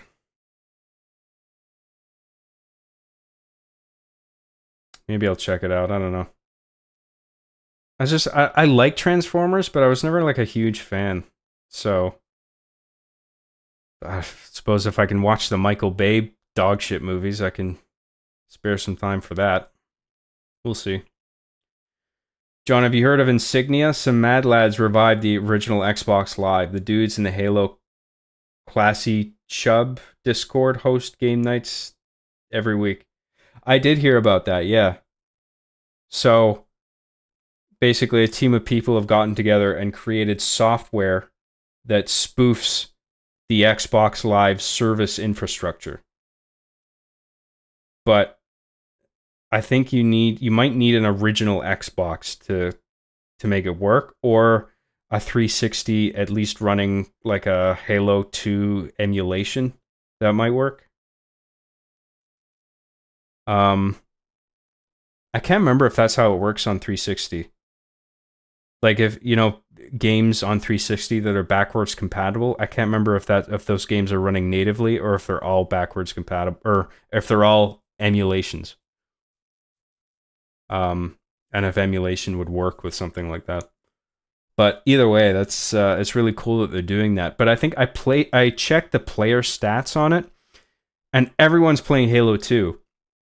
And I went to check to see if anybody was playing Pandora Tomorrow or Chaos Theory, because those are actually my favorite Xbox Live games. Is the the two Splinter Cell games that came out for it. And nobody was playing it, 0 players. And I was like, fucking hell, man. That game is so good. The multiplayer is so good, but like nobody's playing it. It's just getting overlooked. Like I would way rather play that than Halo 2. So, but of course, Halo 2 multiplayer is great and everything, but I can just go on Master Chief Collection and play that, So there's not really a strong incentive for me to set that up. Unless I'm not getting it right. I don't know, maybe I'm misunderstanding how it works.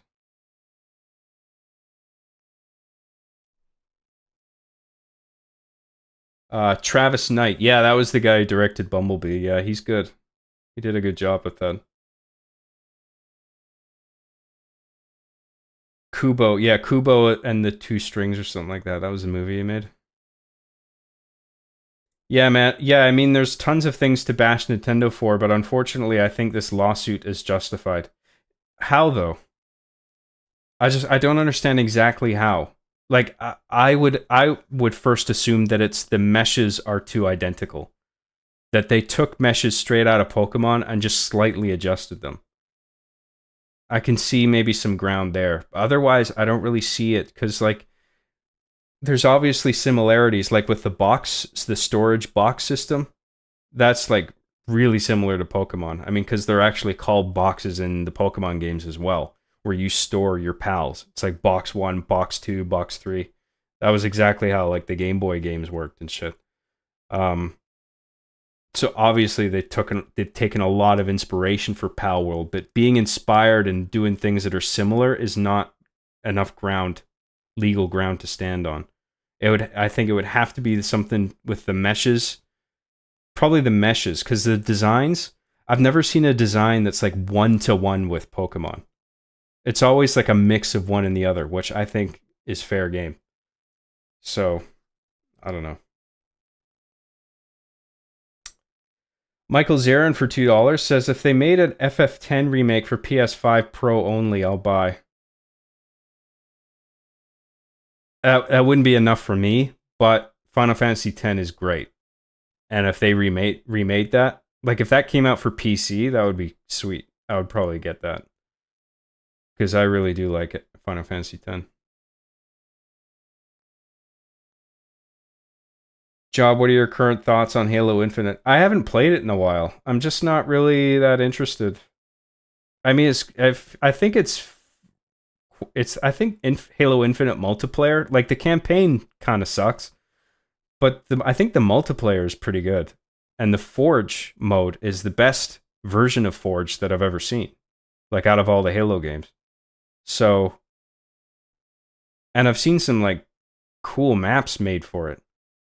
Like I saw one map, it was just Walmart. Somebody recreated Walmart in Halo Infinite. I was just like, this is funny and cool, and like it's just like, wow, you can do a lot with this Forge mode. Like you can make any map look like it doesn't even have to aesthetically look like Halo. You can make a map look like it's another game entirely. That's how sort of flexible and robust it is. So, but I just haven't like if I have so little time to play games that if I'm going to play a game, I don't want it to be one where it's a shooter that I haven't played in a while and I just get fucking headshotted every 5 seconds. Like that just bores me. I would rather spend that time playing like a captivating single player experience or something atmospheric or something like that, you know? I find multiplayer just like kind of stresses me out too much, and I would rather just like I prefer single player experiences generally. Kevo for $5 says best new game you've played this year, John. Did Mahler try to get you to play Outlaws? No, he didn't recommend Outlaws. I saw that him and Fringy were playing it, and I guess it's one of those things that they're playing ironically to like they're like hate playing it, like they did with that shitty Lord of the Rings game with Gollum that was like a trash fire. I heard Outlaws was dog shit, so I mean, I obviously have no interest in playing it. I'm not even that big of a Star Wars fan, so like, I have no reason to play that game. The best new game I played this year? Fuck, I don't know, man. Because I don't think Resident Evil 4, the remake, came out this year, right? Or was that last year? I can't even remember. I think it was the beginning of this year. And that the Dead Space remake would have come out like a month before that too. If it was this year. Or whatever year. I think they both came out at the beginning of this year. I can't remember. But if that's the case, then Resident Evil 4 remake for sure. That's my standout best game of the year. I had like personally, I just had so much fun with that. And that game in terms of genre and what you're doing in terms of action is just it's the perfect game for me. because it's like horror. It's like slow paced but action packed. It's just it ticks all the boxes for like my preferred gameplay experience and play style. And yeah, that was fun as fuck. Nothing else really stands out to me, to be honest. Um, I have a few I could mention, but right now I'm only sticking to tangents that are like explicitly mentioned in the chat. There are games that I want to talk about, but I'm going to dedicate that to my game section of this podcast. So we'll get to that later. I know we don't have a lot of time left, but I'll try and wrap these chats up. Thank you, Kevo. I appreciate that. Cell Saga is my favorite. Yeah, my friend told me that. He was like, "Oh, dude, you quit Dragon Ball Z at like the best time because the Cell Saga is actually." I mean, I've seen a bit of the Cell Saga. I heard a few people now saying like that's like the best part of it. So I gotta pick that show back up. ACAC for $5 says, John, Transformers 1 has really bad marketing that doesn't do the movie justice. It's definitely worth seeing. Oh, that's cool. I'm glad to hear that. Maybe I will check it out. Thank you for the recommendation. Because I wasn't impressed with that trailer. It wasn't terrible, but I was just a little off-put by it. It felt like tonally a bit weird and maybe a bit too kid-friendly at the same time. Like, I don't know. I'll check it out. Diabolic Duke for $2 says, good to see you, John. How the hell are you? I am doing pretty good, man. Thank you. Appreciate you tuning in. Thank you very much for your super chat. It's very nice of you. I think it was the PAL balls that did it. Oh, yeah, I remember hearing about that. Like, you actually have to throw balls to catch the PALs in PAL World. And that's just too similar to Pokeballs. And Pokeballs is like too specific of a thing to take out a Pokemon that I guess that is one of the things that Nintendo is using as legal ground. So I don't know how far that'll take you in argument in court. Like maybe, I don't know. I'm not familiar enough with copyright law to know if that's something that would be sufficient enough to like give Nintendo a win.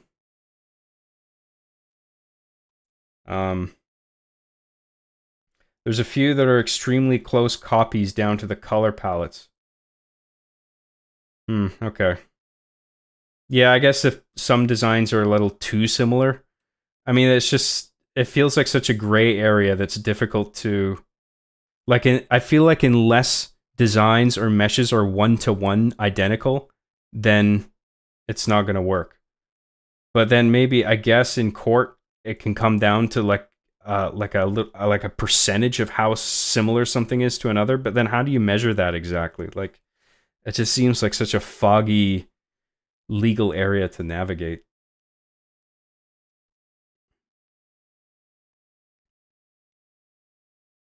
What else we got here? I'd buy that for $1. That's right. Stream Halo CE first and then stream Halo 2. Yeah, I would like to stream Halo Combat Evolved. It's on my list. I don't know if I'll do it next. And I do want to at least finish Sonic Adventure 2 first, but it's on my list.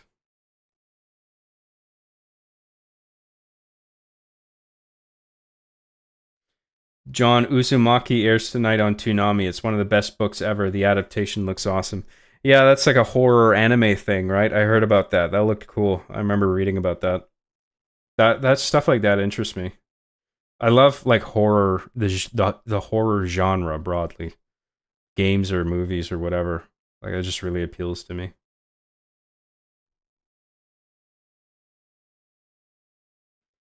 Splinter Cell Conviction was so good. Yeah, I liked Conviction, but it wasn't my favorite. Chaos Theory, I think, is the best one. Like single player and multiplayer. The multiplayer is just excellent. I can't believe there's not like a mainstream accessible way to play something like Chaos Theory multiplayer right now. Like it's just a crime. Because it was so good. It's one of the best asymmetrical multiplayer games I've ever played.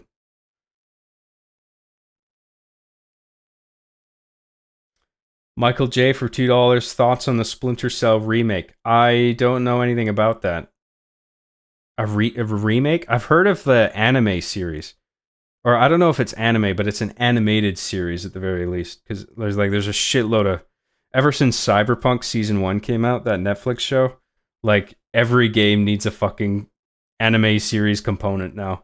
So there's like a Devil May Cry one coming out. There's Splinter Cell. I don't know if it's anime, but it's animated. And there's a third one I saw, I think. I can't remember what it was. And Cyberpunk, I think they're making another, like a second season of that. I don't know if it's Edge Runners. They might call it something different, but they're making, I think they want to make another Cyberpunk season, whatever it's called. Good to see you, John. You're looking good, man. Well, yeah, I've been dieting and working out all month, so I would hope there's some visible results. Thank you for that. Appreciate it. Thank you, Michael J, for the super chat. I appreciate it. I don't know if they're making Splinter Cell if they're rebooting the games, but like I would love a new Splinter Cell game. And preferably one that really leans into the stealth like the original, and not something like Blacklist where it's like a mixture of stealth and just full-on action. I feel like they incorporated the action in that game to sort of broaden the appeal of it and make it sell more. But I feel that's just diluting the IP, and it should stick to its guns of like just really compelling stealth-oriented gameplay.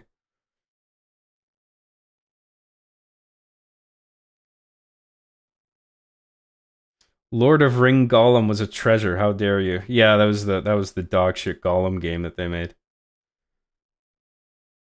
Dude, that was objectively a piece of shit. Like, if you just look any gameplay up for that.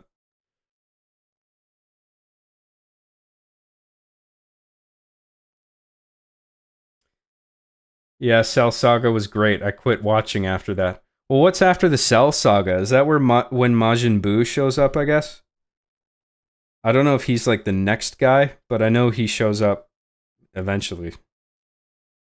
I don't know if that part's any good. DBZ abridged is just masterpiece. Sometimes prefer the abridged than the original dib. DBZ abridged is like the comedy spoof though, isn't it? Like you're thinking, what am I thinking of? Maybe it is the abridged version. The one where they just Dragon Ball Z Kai. That's what I'm thinking of. Abridged is like the funny, it's like the YouTube series making fun of Dragon Ball Z with alternative dubs, right? Kai is the one where it tightens up the whole series and just takes out all the dead air, like all the wasted time, because the original series was just so stretched thin. But yeah, I watched a bit of Kai. Kai's good. Solar Hypercane for $4.99 says, I heard good things about Space Marine 2 this year. Yeah, so did I. It looks alright. It looks pretty basic. Like just some sword combat and some shooting combat, but that's fine. If that plays well, and it looks like it does, then that's cool. I'm not like a big Warhammer guy. Like I never collected any of the figures. I wasn't into the tabletops or anything. I'm pretty sure Warhammer has a whole tabletop section, right? Of its like property. Maybe I'm thinking of something else. I don't know, but like,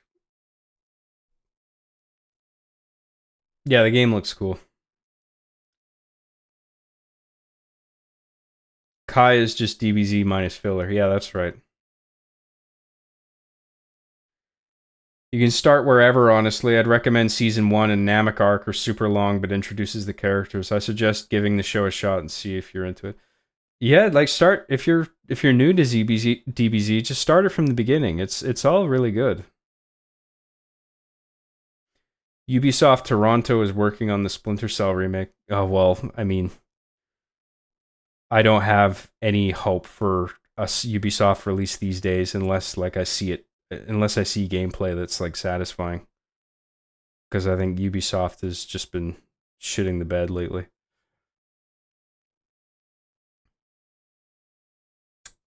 Um, I hate the Boo saga. I guess it's not good. Oh yeah, I did watch the Boo series. Completely forgot. I liked it. Oh, we have a Boo hater and a Boo liker, a Boo enjoyer. I don't know what to think now. 40K is a tabletop. Yeah, right. Have you seen some of these photorealistic AI graphic overhauls for games? They're pretty crazy and probably what games will look like in a few years. Yes, I've seen some AI stuff like that. It's getting better. It's taken a while, but and it's a lot of it's still fucking stupid, but it's getting better. Okay, so we're caught up on chats. Thank you all very much for those super chats. I'm very much appreciated. Um, see what else I had written down here in terms of news and technology. Oh yeah, I wanted to ask people about like an ideal streaming day. I guess I would start with narrowing it down with whether people would prefer me to stream on a weekend or a weekday, or if it even matters. And I wanted to do a poll on that. Um, start a Q&A, answer viewer questions live. I don't know what that is, but I'll start a poll.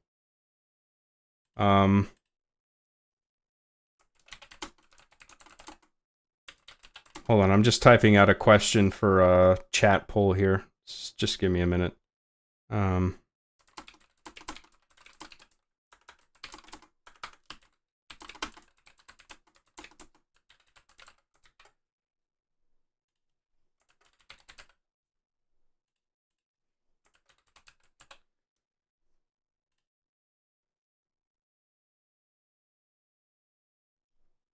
Weekday, probably around 2. Weekend. Yeah, I don't know. We'll see. We'll let the pollsters fight it out, and then I'll come back to the result. That's about all I had for news and technology. So let's move on to movies. Okay?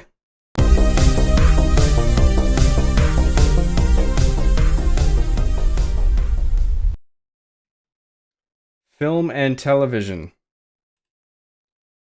So, what do I want to talk about here? You know what I'm looking forward to the most? Sonic the Hedgehog 3. I think it actually looks pretty sweet. Keanu Reeves, fucking banger choice for Shadow. It looks like the trailer was quite good. It looks like it's doing everything right. Just about everything right. I mean, it's within the framework that it's already established. I mean, the overall, like from the beginning, it's overall not what I wanted completely from a Sonic the Hedgehog movie. Like when I saw the first Sonic movie, I was like, it's like Sonic's heavily integrated into the human world, where it feels like we're paying a lot of attention to the human characters, and I don't care. But like Sonic's there, and that's cool, but it's just it feels like he took more of a back seat to like the human stuff. And even if it was like 50-50, like human stuff and hedgehog stuff, the human stuff is just lacks any sort of real chemistry or feeling. But I liked Sonic's arc throughout that movie. I thought that worked really well.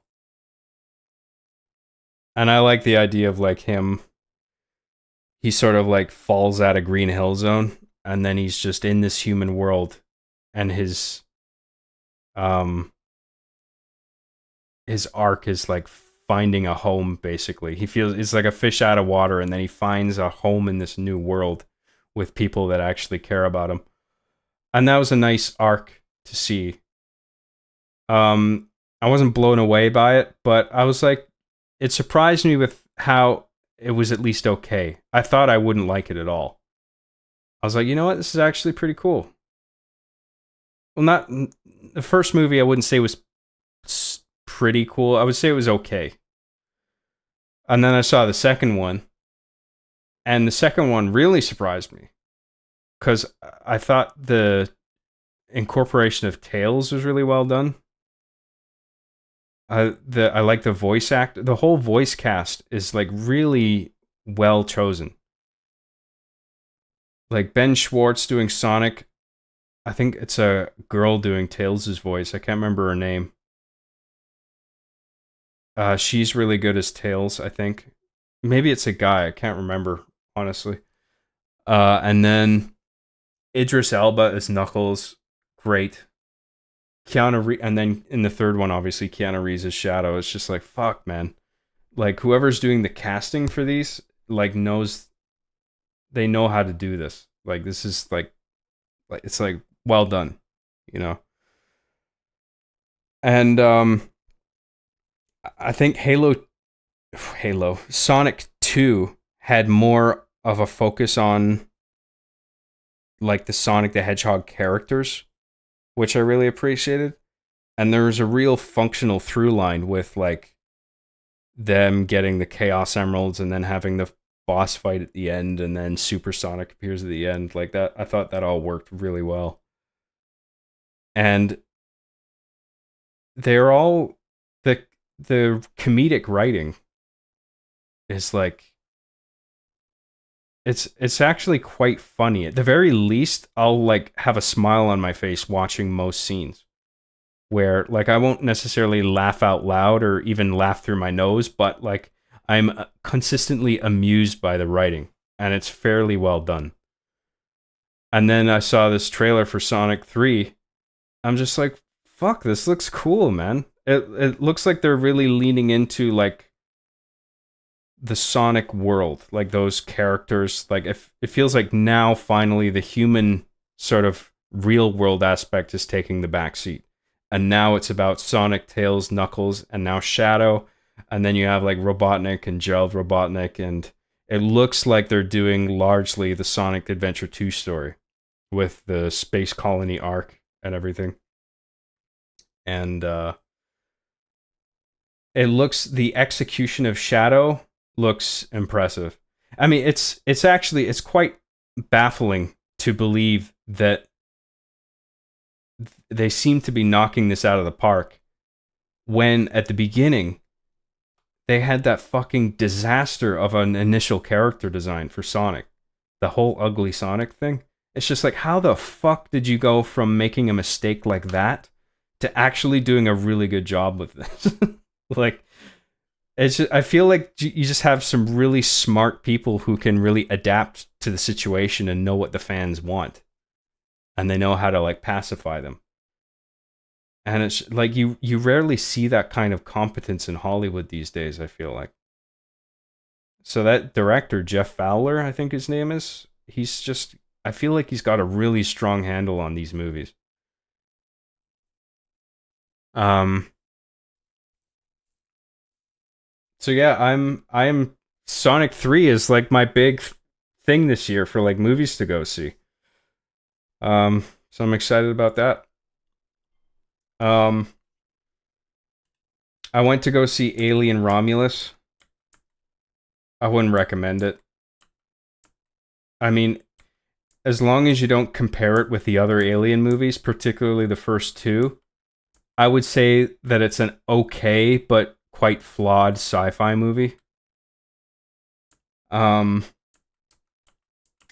if you compare it to like Alien from like 1970 whatever, 1979 was it? And then Aliens, that was James Cameron's movie, that was 80 something. I can't remember the years. but I mean those are light years better than Alien Romulus.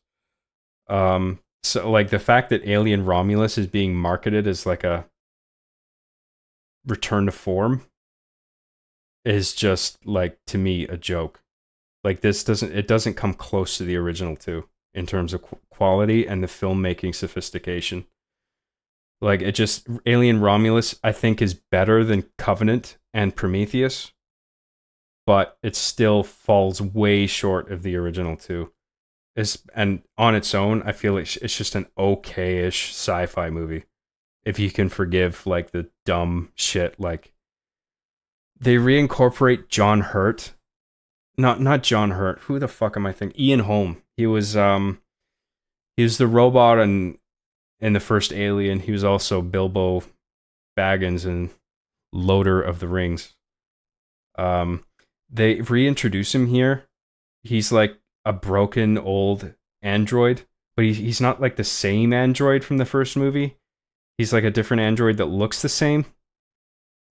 And it's just like, why would you, if you're going to make an array of synthetics that with different faces, why would you make a bunch that all have the same face? Like, it just seemed like a cheap way to bring Ian Holm back as like a member berries thing, where it's just like, remember this guy? Remember from the first movie? Ian Holm, look. But it's not even him because the actor is dead.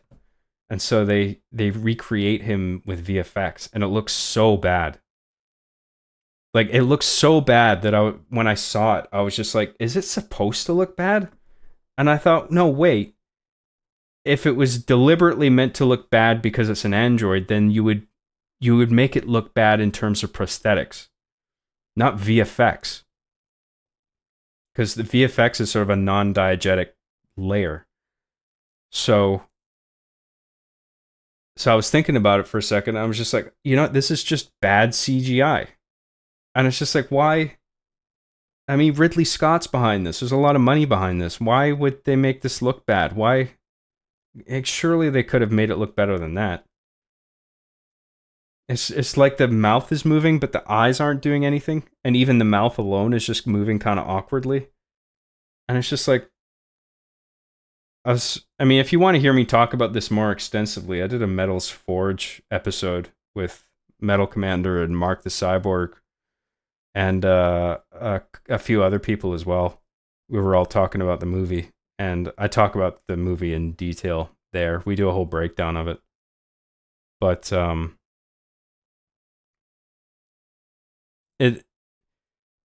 movie didn't stand out to me as awful at first, but then I had that discussion, and then there's a bunch of things that went over my head initially that I later was just like, oh yeah, that's stupid. Like, why the fuck?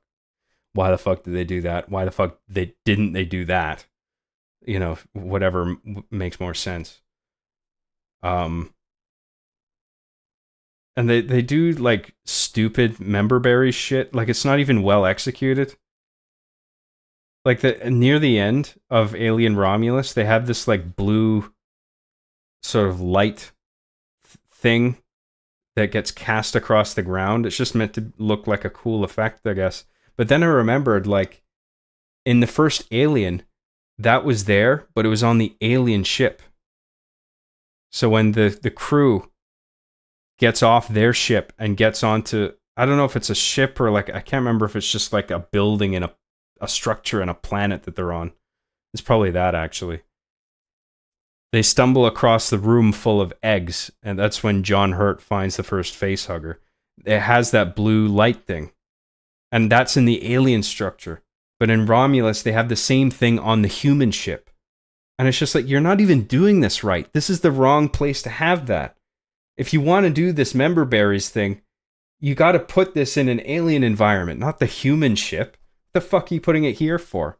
So it was just like, did you even watch the movies? Like, what the fuck are you doing? And it's a shame because, like, I know the director,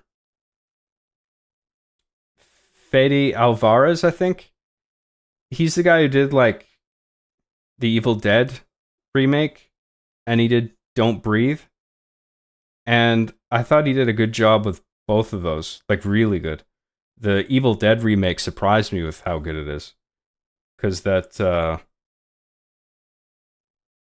what the Evil Dead remake does is it juxtaposes the all the gory, creepy, demony Necronomicon stuff with a girl detoxing from a heroin addiction. And so, like, while she's detoxing, you know, that's typically associated with hallucinations. And then, but then there's actually all this Necronomicon shit happening. And so there's that. Plus, it's just a cool metaphor for facing your fears and conquering her addiction. You know, or if anybody is struggling with like drug abuse or anything like that, it's just a cool, relatable metaphor. Like these overcoming your own monsters, sort of thing, monsters of your own making. Because the Necronomicon demons are let out by them, because that's like the way it works in Evil Dead, right? You read the text from the Necronomicon and you let all the demons out.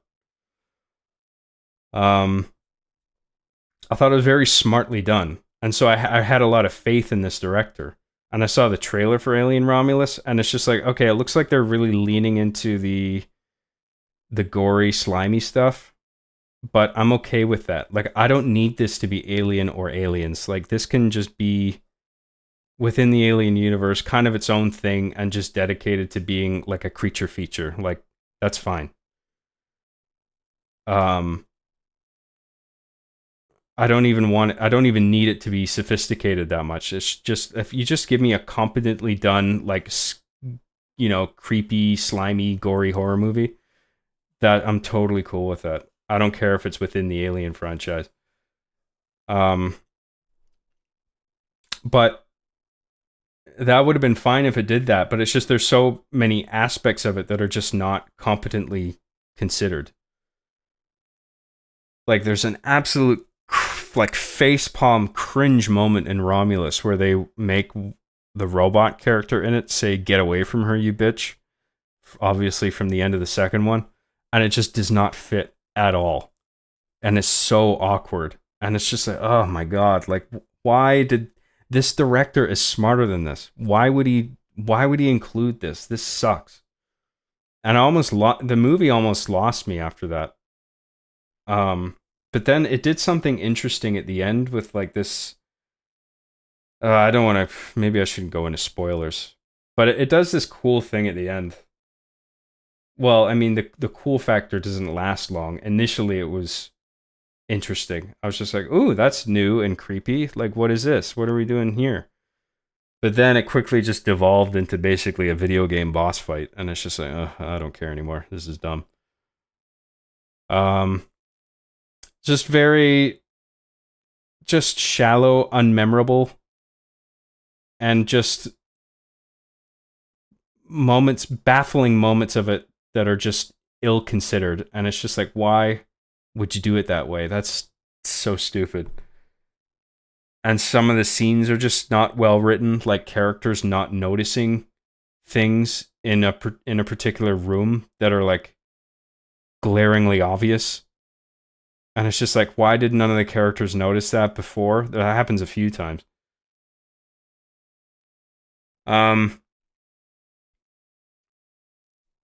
Overall, I wouldn't recommend it. It was an okay-ish sci-fi movie. I saw Longlegs, which got a lot of buzz for being like a new sort of Silence of the Lambs. Like, it had this really aggressive marketing campaign where it's just like, you're not gonna fucking believe what happens in this movie. And it's just like, okay, let's go see it then. And so I went to go see it, and it doesn't come anywhere close to Silence of the Lambs, okay? I don't think it was awful, but it was just really messy, like structurally. And because of that, it feels like it doesn't have an overall flow. Like, you're not thinking as an audience member, like, and then what happens, and then what happens, and then what happens. Most of the time, you're just sort of scratching your head, going like, what? Like, trying to piece it. You're distracted by sort of trying to make sense of it and piecing the flow of events together in your head, rather than actually being actively engaged with the movie. And there's just like little details about it that pissed me off. Where, like, there was one where she had, like, because it follows this FBI, female FBI agent. And there's like a part where she's like holding her gun up, but she's not holding it right. Like, that was annoying. And then there was one where she's in a dangerous situation and she didn't have her gun out at all. And it's just like, what? Why? Shit like that, like, really can suck me out sometimes. And then the ending was just like baffling and awkward, and you have a bunch of characters making decisions that make no sense. Like the FBI agent, she has like a boss or superior or coworker. I can't remember the character, but she goes to this person's house, and then the guy's like, "Oh, come say hi to our daughter," or whatever, and then I think one of the parents is like, says to the daughter, "Why don't you show the FBI agent your room?" And the FBI agent agrees to it and just sits in her bedroom, and it's just like, what are you, like 10 years old? Like, what the fuck is this? Why would she's an FBI agent? Why would she do this? What? This makes no sense. And it was obviously just to set something up in the third act that is equally baffling. This set piece of a birthday party at the end was the purpose of that, but it's just like, you can't set up something that makes no sense with something that equally makes no sense. Like, just because you set it up doesn't mean that it works. You know, there's just like, I wouldn't recommend that either. The one thing that I liked about it was Nicolas Cage's performance. I thought the girl was all right. Like, the actress, as the FBI agent, I thought she was fine. It's just the script is the problem. And I thought Nicolas Cage was actually quite good. Like, because Nicolas Cage, obviously, he's like a crazy batshit actor, but he's been known to pick bad projects, but lately he has been picking a lot of good projects, and I don't blame him for taking this, because it's a colorful role for him to take, to play like a kind of serial killer Buffalo Bill type character.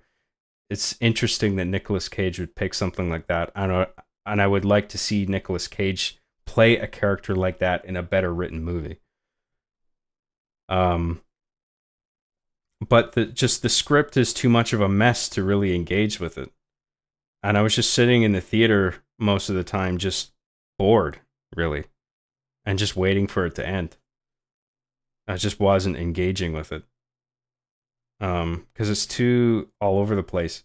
Despite having like a chapter structure, it's split into sort of three. The three acts have like a title slate dedicated to each thing. It's like 3 parts.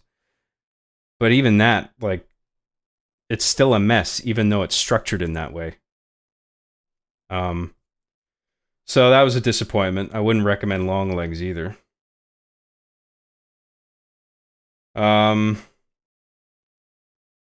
Been neglecting the chat for a bit. Let's see if you guys have anything to say, and maybe you bounce off some talking points that maybe you guys bring up. The Penguin Show first ep was damn good too. Yeah, Penguin was good. I saw the first episode of that. That was sweet. I really enjoyed that. I'm looking forward to the second one. Sarah XC became a Gosu member on YouTube. Thank you so much for that. That's awesome. Really appreciate that. I've said it before and I'll say it again. Jim carries the movie with his performance. Oh yeah, as Dr. Robotnik. Yeah, Jim Carrey is good, and he surprised me. I mean, physically, he doesn't strike me like, again, when the first movie came out, I just didn't know what to make of it, especially with that initial Sonic character design. It's like, what the fuck are you doing? But then they fixed that, and then it was just like, oh, Sonic looks all right now with the remake, and I think they worked their asses off changing all the shots to make him look the new way that he did, and it's just like, good job, you listened to fan feedback and you did good there. And then with Robotnik, it's just like, I like Jim Carrey, but is this the right guy for this role? I'm honestly not sure. Like, I think Jim Carrey has the right energy, but just physically, I wasn't seeing it. But then, in the first movie, I saw him, and he grew on me. I was surprised how much I liked him as Dr. Robotnik, despite not being the familiar sort of overweight, orange-haired guy. But now his character has changed throughout the movies, where he's now pretty much that guy, which is pretty cool. Like Sonic 3, from what I saw in the trailer, it looks more Sonic than ever. So it's like there's been a growth across the movies where it really feels like like an actual Sonic the Hedgehog. I mean, if it was always like they were always Sonic the Hedgehog movies, but it just felt like in the first one, it was like I was saying before, the human stuff was in the foreground, and Sonic was just sort of a fish out of water in the back seat almost. But now it feels like Sonic the Hedgehog and all the characters around him that people know and love have taken the spotlight, and everything else is in the background. And I'm like, and now Robotnik looks the way he does. We have the full cast of Sonic, Tails, Knuckles, and Shadow now. And it's just like, this is fucking cool. Like, I'm excited for it. And Jim Carrey, like, yeah, looking at it now, I don't think anybody else really could have pulled it off. Maybe. But Jim Carrey has that really unique comedic energy that I think really works for the role, the movie version at least. Like, and there's no one else that can do what Jim Carrey does. I think he is quite unique in that way. So it is actually hard to imagine someone else doing that role. I don't like movie adaptations of video games in general. Video games to me are the superior art form, so I prefer to stick with them. I'm a bit conflicted about it myself, because with video games, they're very goal oriented, and it's like, and it's very like specific.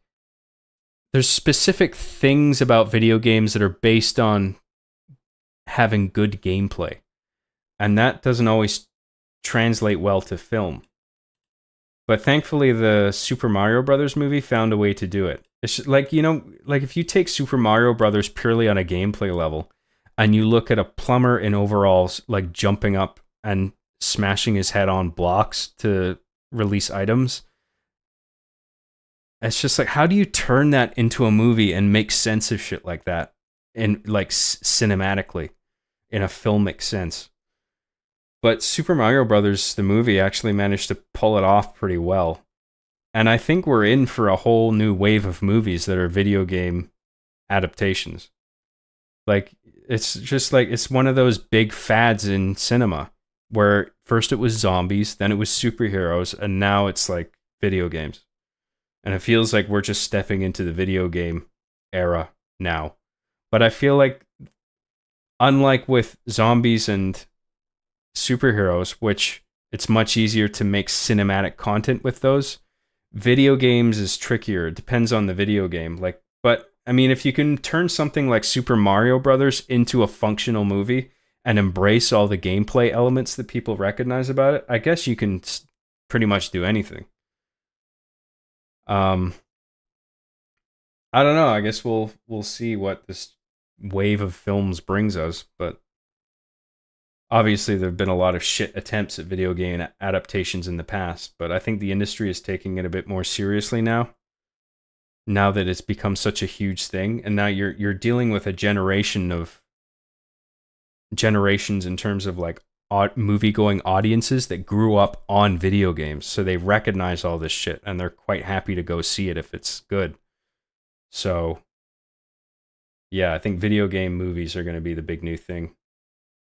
And I mean, it's taking over TV sort of as well. Like it's like a bunch of games have like a animated series coming out now, whether it's animated or anime or whatever. Arcane, that was another one. I forgot about that one. Um. Anyway, I'm sort of rambling off the cuff. I hope I'm making some sense. I'm probably not making very good arguments or being super coherent, but I'm doing my best. I'm probably wrong about a bunch of shit too. I'm just talking and hanging out with the fans, you know? Just talking. Uh Sarah XC for 20 Canadian cuck bucks. Oh, thank you again, Sarah. Became a member and dropped the 20. Thank you.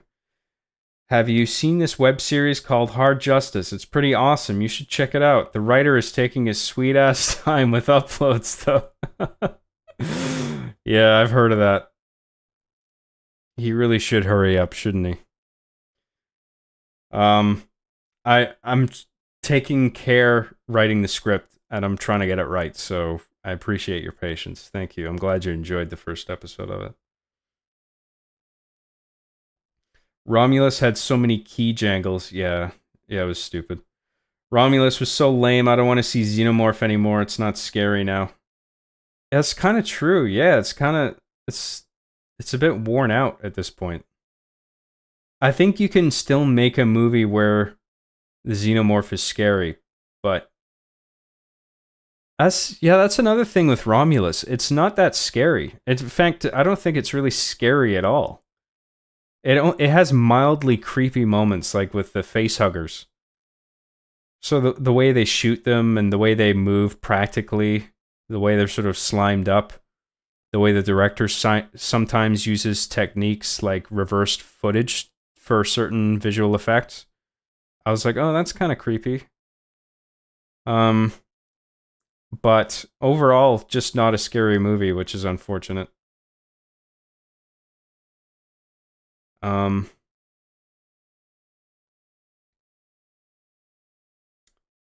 they should have just made him a different android. Makes no sense. Like I said, key jangles.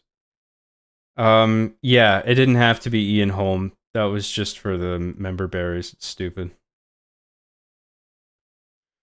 I think Romulus is also average. I felt like the last sequence in space should have been in complete silence to create suspense. It would also tie in with nobody can hear you scream in space. That's interesting.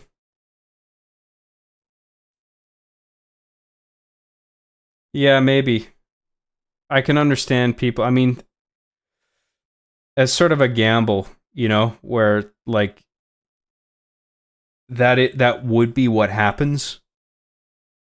Like if everything was actually in space, like the events in a movie, like sound can't travel, so obviously you wouldn't hear anything. But if you're watching it in a movie and everything's super quiet for so long, I guess certain movies pulled it off, like Gravity, I think was one.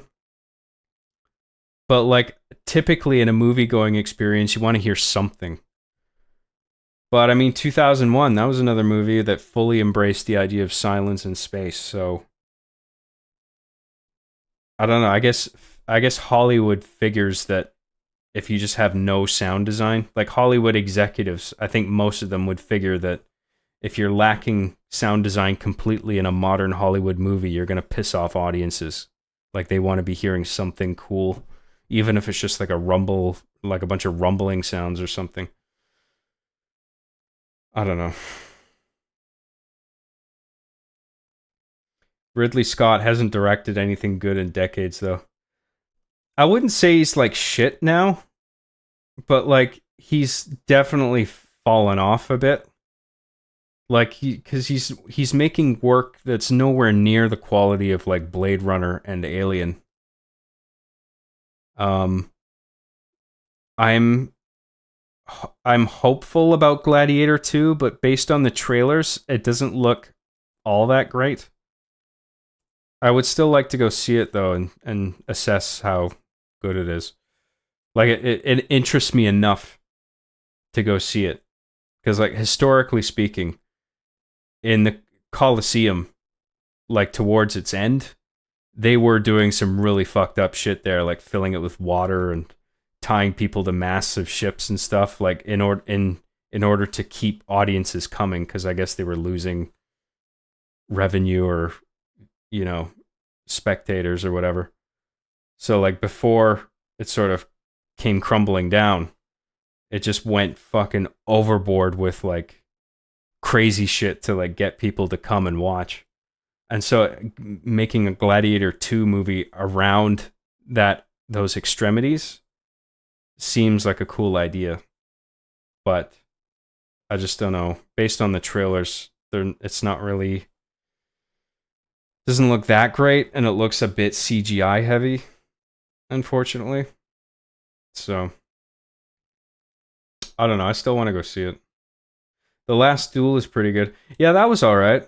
I like The Last Duel. Fan for $4.99 says, "Hey John, how's it going? It turns out I have OCD, and now they have me on 30 milligrams of Lexapro.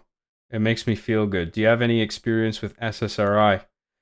Yeah, I did take them for a while. I think I was actually on Lexapro as well at some point, but I'm not on anything anymore, and I haven't been for years. I wish you luck with it. I hope it helps you. I hope you find a way to get off them eventually. But they can help some people. I know that. So I'm glad you feel good. Thank you very much for the super chat. Ridley Scott is a failure of a director in his elder years. Napoleon was a colossal disappointment. So much potential and all squandered on a cringe romance drama. Napoleon actually didn't bother me that much. I thought it was pretty cool. It's just, but I know nothing about Napoleon historically, and that seems to be the biggest gripe people have with it. It's just like, this is just Napoleon fan fiction. Like, you're just completely going in your own direction with this. Like, this is not historically accurate at all. And I feel like if you're going to do a movie like Napoleon, you should try to be historically accurate. Otherwise, why not just make up a character? Just make up a new character. Don't call it Napoleon. Like, if you want to do your own thing. But just speaking on the merits of the movie itself, I thought the movie was all right.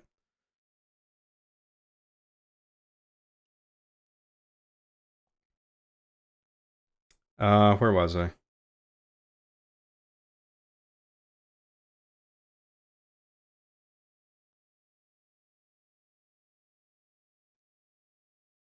Don't you know Rain is the bird in the cage? Yeah, and Romulus. Yeah, that was stupid. The reason it's stupid is because if it's that far in the future,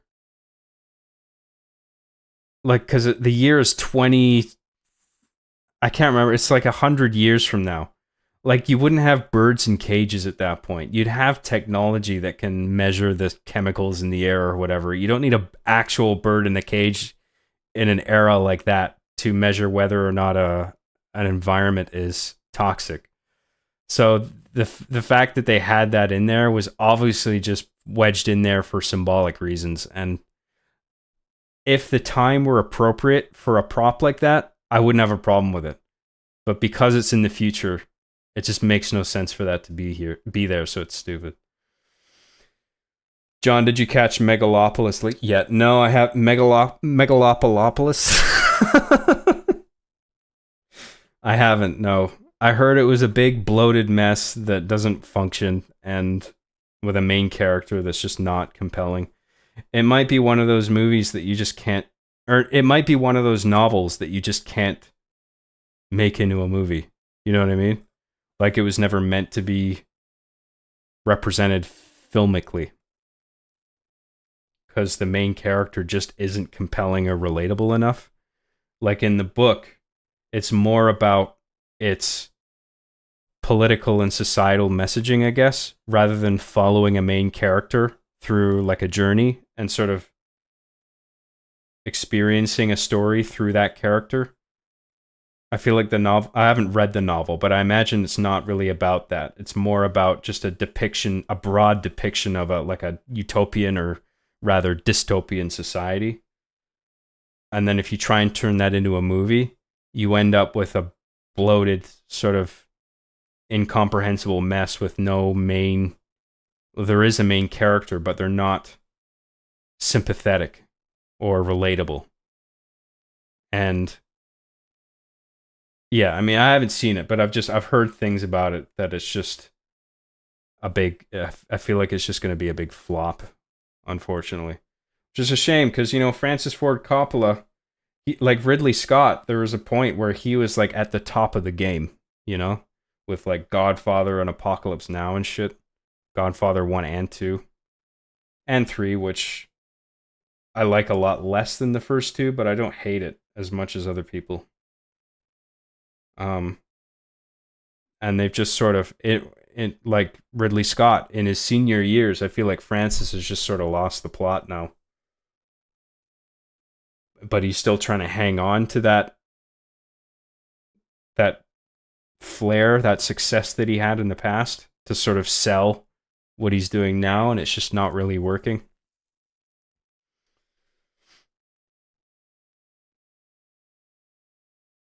Um, Longlegs was so bad. I didn't think Longlegs was awful, but I wouldn't recommend it. And it was just there's things I like about it, but it's just too much of a structural mess to recommend. And it's not really it's not scary. It was marketed as like the scariest fucking thing you'll ever see this year, and it's just like not even close.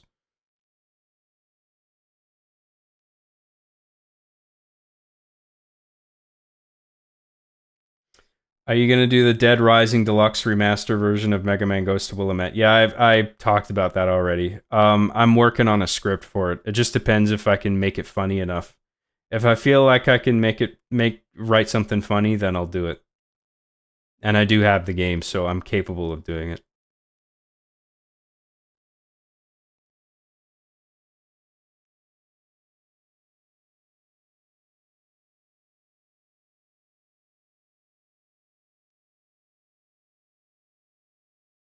I thought Longlegs was aesthetically perfect, but was heavily lacking in story, and I didn't find the characters interesting. Very solid performance, though.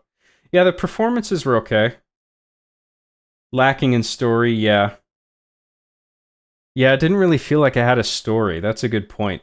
It just felt like a sequence of events that sort of jump around, and you're just left more confused than anything. And characters make decisions that make no sense. I like Nicolas Cage in Color Out of Space and Willy's Wonderland. Willy's Wonderland, I really didn't like. I thought that was boring as fuck. It felt like such a shallow ripoff of Five Nights at Freddy's, and they just didn't do anything with it. Color Out of Space, I heard is good, but I actually haven't seen it yet. You plan to see Folie à Deux Job? I do. I'm a big fan of the first Joker movie. I think that movie's excellent, and I'm very curious to see what Todd Phillips will do, and Joaquin Phoenix and Lady Gaga will do with this movie, this new one. I think the idea of it's quite interesting, like with the production of the first Joker movie, like the idea of him dancing as sort of a therapeutic way of like birthing the Joker that's inside of him. That I don't think that was initially written into the script. That was something that was conceived on the set between Todd Phillips and Joaquin Phoenix. But then that ended up being like an iconic part of the film. And I like the idea of the sequel taking that idea of him dancing as sort of a form of therapy and then expanding on that and making the sequel a full-on musical. I think is a really creative and smart way of expanding on that universe. So, yeah, I'm definitely looking forward to seeing it. Usually I don't like musicals, but I'm curious what this does especially if during its musical segments that it advances the plot. The the thing that bugs me most about musicals is when the plot comes to a halt so that the musical bit can happen, and then it's like, oh yeah, back to the plot again. That shit pisses me off. But there's certain musicals like Rocket Man, for instance, that's like the Elton John biopic starring Joel Edgerton, I think. Those musical set pieces advance the plot. They're sort of used as large time jumps, which is really clever. And so if a musical is like that, I'm way more tolerant of it. In fact, actually, like I really enjoy Rocket Man. I think it's cool, despite musicals not really being my thing.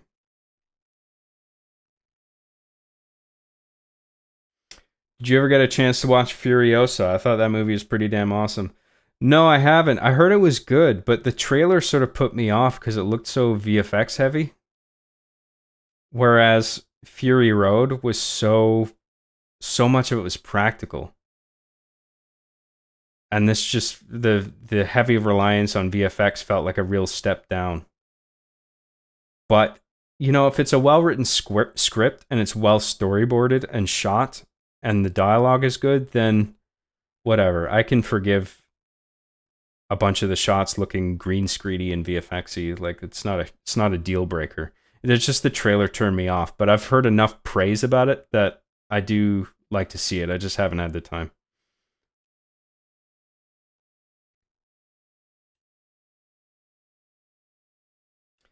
You can make a cyberpunk Mario movie like they did in the 90s. I like that 90s Mario movie. I think it's pretty cool. I mean, it's such a weird movie, but I do like it, and it does things in terms of production design that I'll never forget. Like the Koopas, like with their huge bodies and tiny heads, like that's just burned in my brain forever. Plus, the score was really interesting. And the music score is done by Alan Silvestri. Is that his name? He did the Avengers movies scores as well, and a bunch of other shit. He's one of those big names in music, like James Newton Howard or Hans Zimmer and shit. Like he's done a lot of stuff.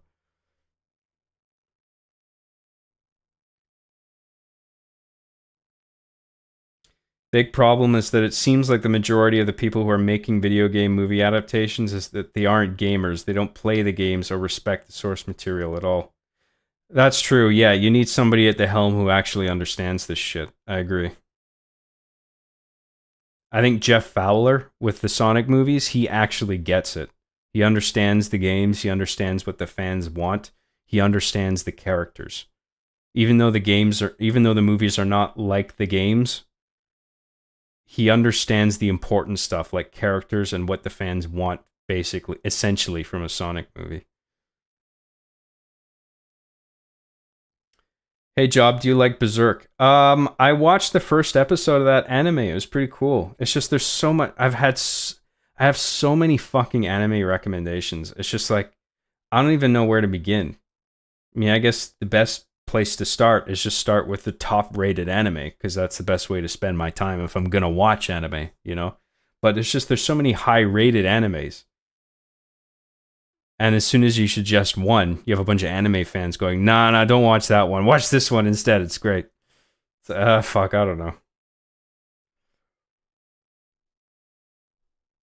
know. At least when people adapt novels, they will actually base the script off of the book. But with games, it seems like sometimes they don't even try, like with the Halo TV show. Oh yeah, the Halo TV show was just a fucking. What were they thinking? You know, they had like a near perfect blueprint laid out with the games, and they just deliberately didn't want to follow it, and they wanted to do their own thing. And it's just like, why would you do that? You've got the Halo IP. Do Halo. Do the shit that people recognize, that people want. That was just so stupidly handled. And now it's canceled. It's like, well done. You could have had a third season if you had just done this right. VHS XP for $4.99 says, "Lol, I did a donations arbiter." Thanks, Chief. Thank you, VHS XP, for that super chat. I really appreciate that.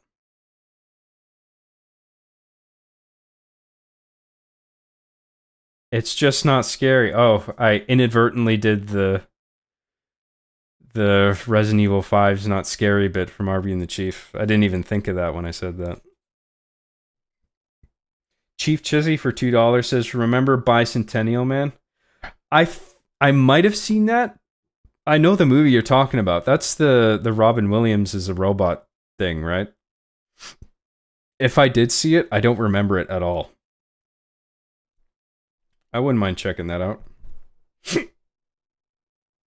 They should make Sophie's Choice 2 Sophie's Second Choice. Great title.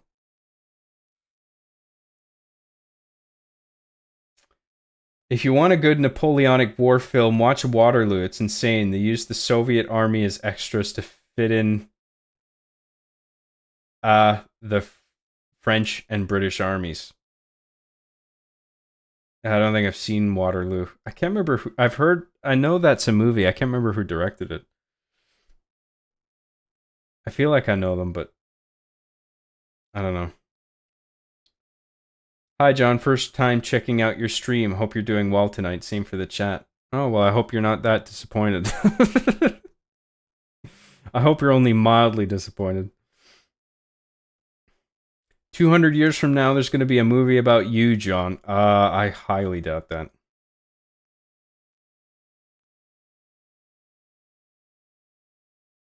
Rewatching Tremors today. Amazing movie. Yeah, I really like the first Tremors. It's dope. I really miss efficient writing, where the movie doesn't waste your time and every beat, character, and plot do not drag. Yeah, good movie. I mean, Tremors is one of those franchises that has a bunch of sequels, but like weak sequels. I think the first one is the only one worth watching. I could be wrong. Lost Time for $5 says, "Hey Johnny Daddy, give me more John tent. Another Jong at SSM makes me John so hard. Oh my god, I'm Johning." John is not a verb. Okay. Thanks, Lost Time. I appreciate it.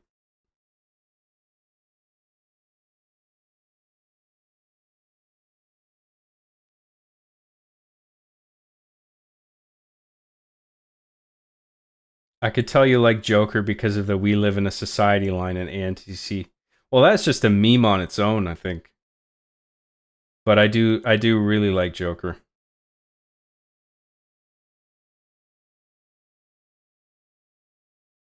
What was it that made you switch from Vegas to Premiere? I get the tax write-off, but do you like editing with it better?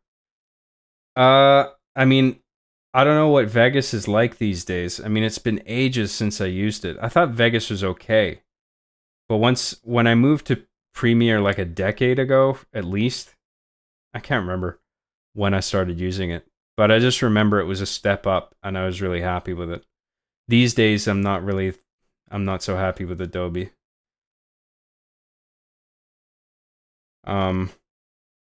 But I don't know if I don't know if I dislike Adobe enough to step back down to Vegas. But I don't know how Vegas functions these days. I don't know if it's any good.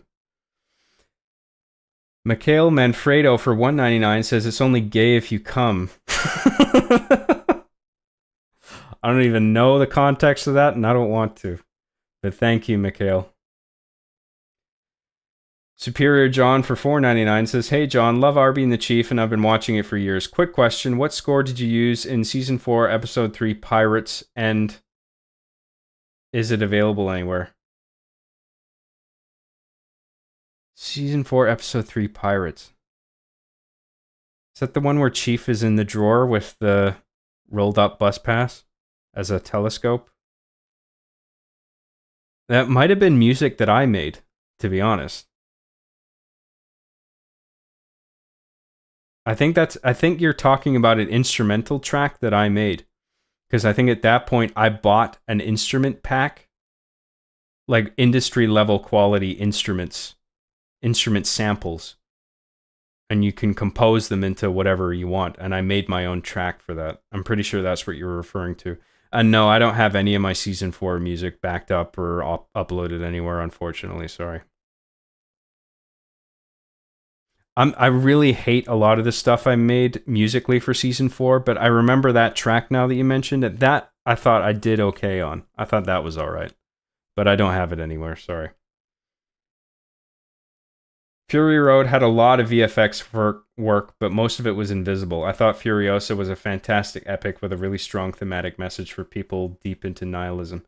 Yeah, I just mean like with Fury Road, so much of it was done practically, and I agree there would probably be a lot of VFX done, but it would be sort of corrective and largely unnoticeable. Whereas with Furiosa, it looks just outright like they shot a lot of it like green screen or whatever. And it's just so much of this on-screen elements look VFX. Like definitely not in an unnoticeable way. But yeah. I really like Fury Road and I really like George Miller and his writing, so I might actually like Furiosa. I just haven't had time.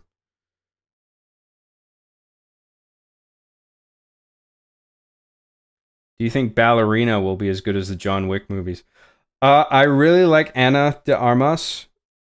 She's great. She's a great actress. I think she has it in her to do like an action sort of role, like based on what I've seen her do in like No Time to Die, for instance, where she was that.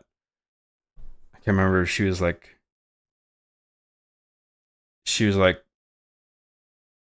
I can't even remember what part of the world they were in for that, but she's some intelligence agent, and she did quite a good job with that. Not only in terms of acting, but physically.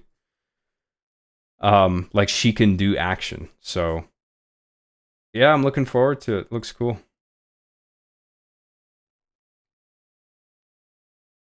I learned everything I know on Vegas, but I outgrew it in terms of limitations. The problem is I hate the Premiere workflow and could use Vegas in my sleep.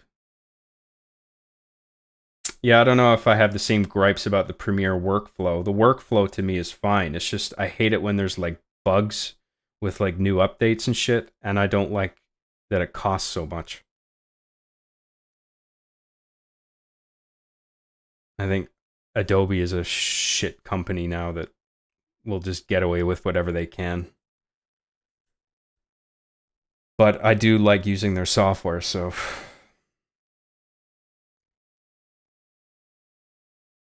um so we're totally caught up on chat and super chats, and we're over. It's past 8 o'clock now, so I think I'm gonna call it a night, boys and girls. Sorry to say, because I am quite tired, and I kind of just want to sit and watch something now, chill out, you know. Audentum for 10 Canadian dollars says, thank you for answering, John. I chose Vegas from your old Halo Machinima guide and think it's great these days. It's often on Humble Bundle and Fanatical on sale. Thank you for all the laughs, John. Oh, you're very welcome. Thanks for the recommendation. Maybe I'll look into Vegas when I finally get fed up with Adobe.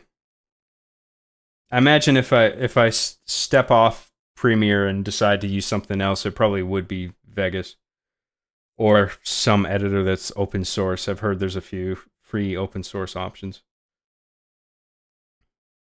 You streaming tomorrow? Yeah, I'll do another one tomorrow. Probably. I'll try and do Sonic Adventure 2 tomorrow. Get some rest, John. Thanks for streaming today. You're very welcome. I'm happy to do it. Thank you all for tuning in and all the generous super chats. I really do appreciate it. I hope you enjoyed the show and it wasn't too. I hope it wasn't too Omega cringe. I hope it was just a little Omega cringe. Thank you for more quality, John Tent. Hope you get enough rest between your projects and have a good night. Oh, I'm doing fine. Don't worry about me. Lethal Lightning gifted 5 John Graham memberships. Holy shit, dude. Thank you. That's very nice of you, man. It's good to see you. A very good night, man. I will. All right. That does it for me, guys. I'll see you probably tomorrow, and we'll play some Sonic Adventure 2, okay? Thanks, everybody. Really appreciate everything. Thank you.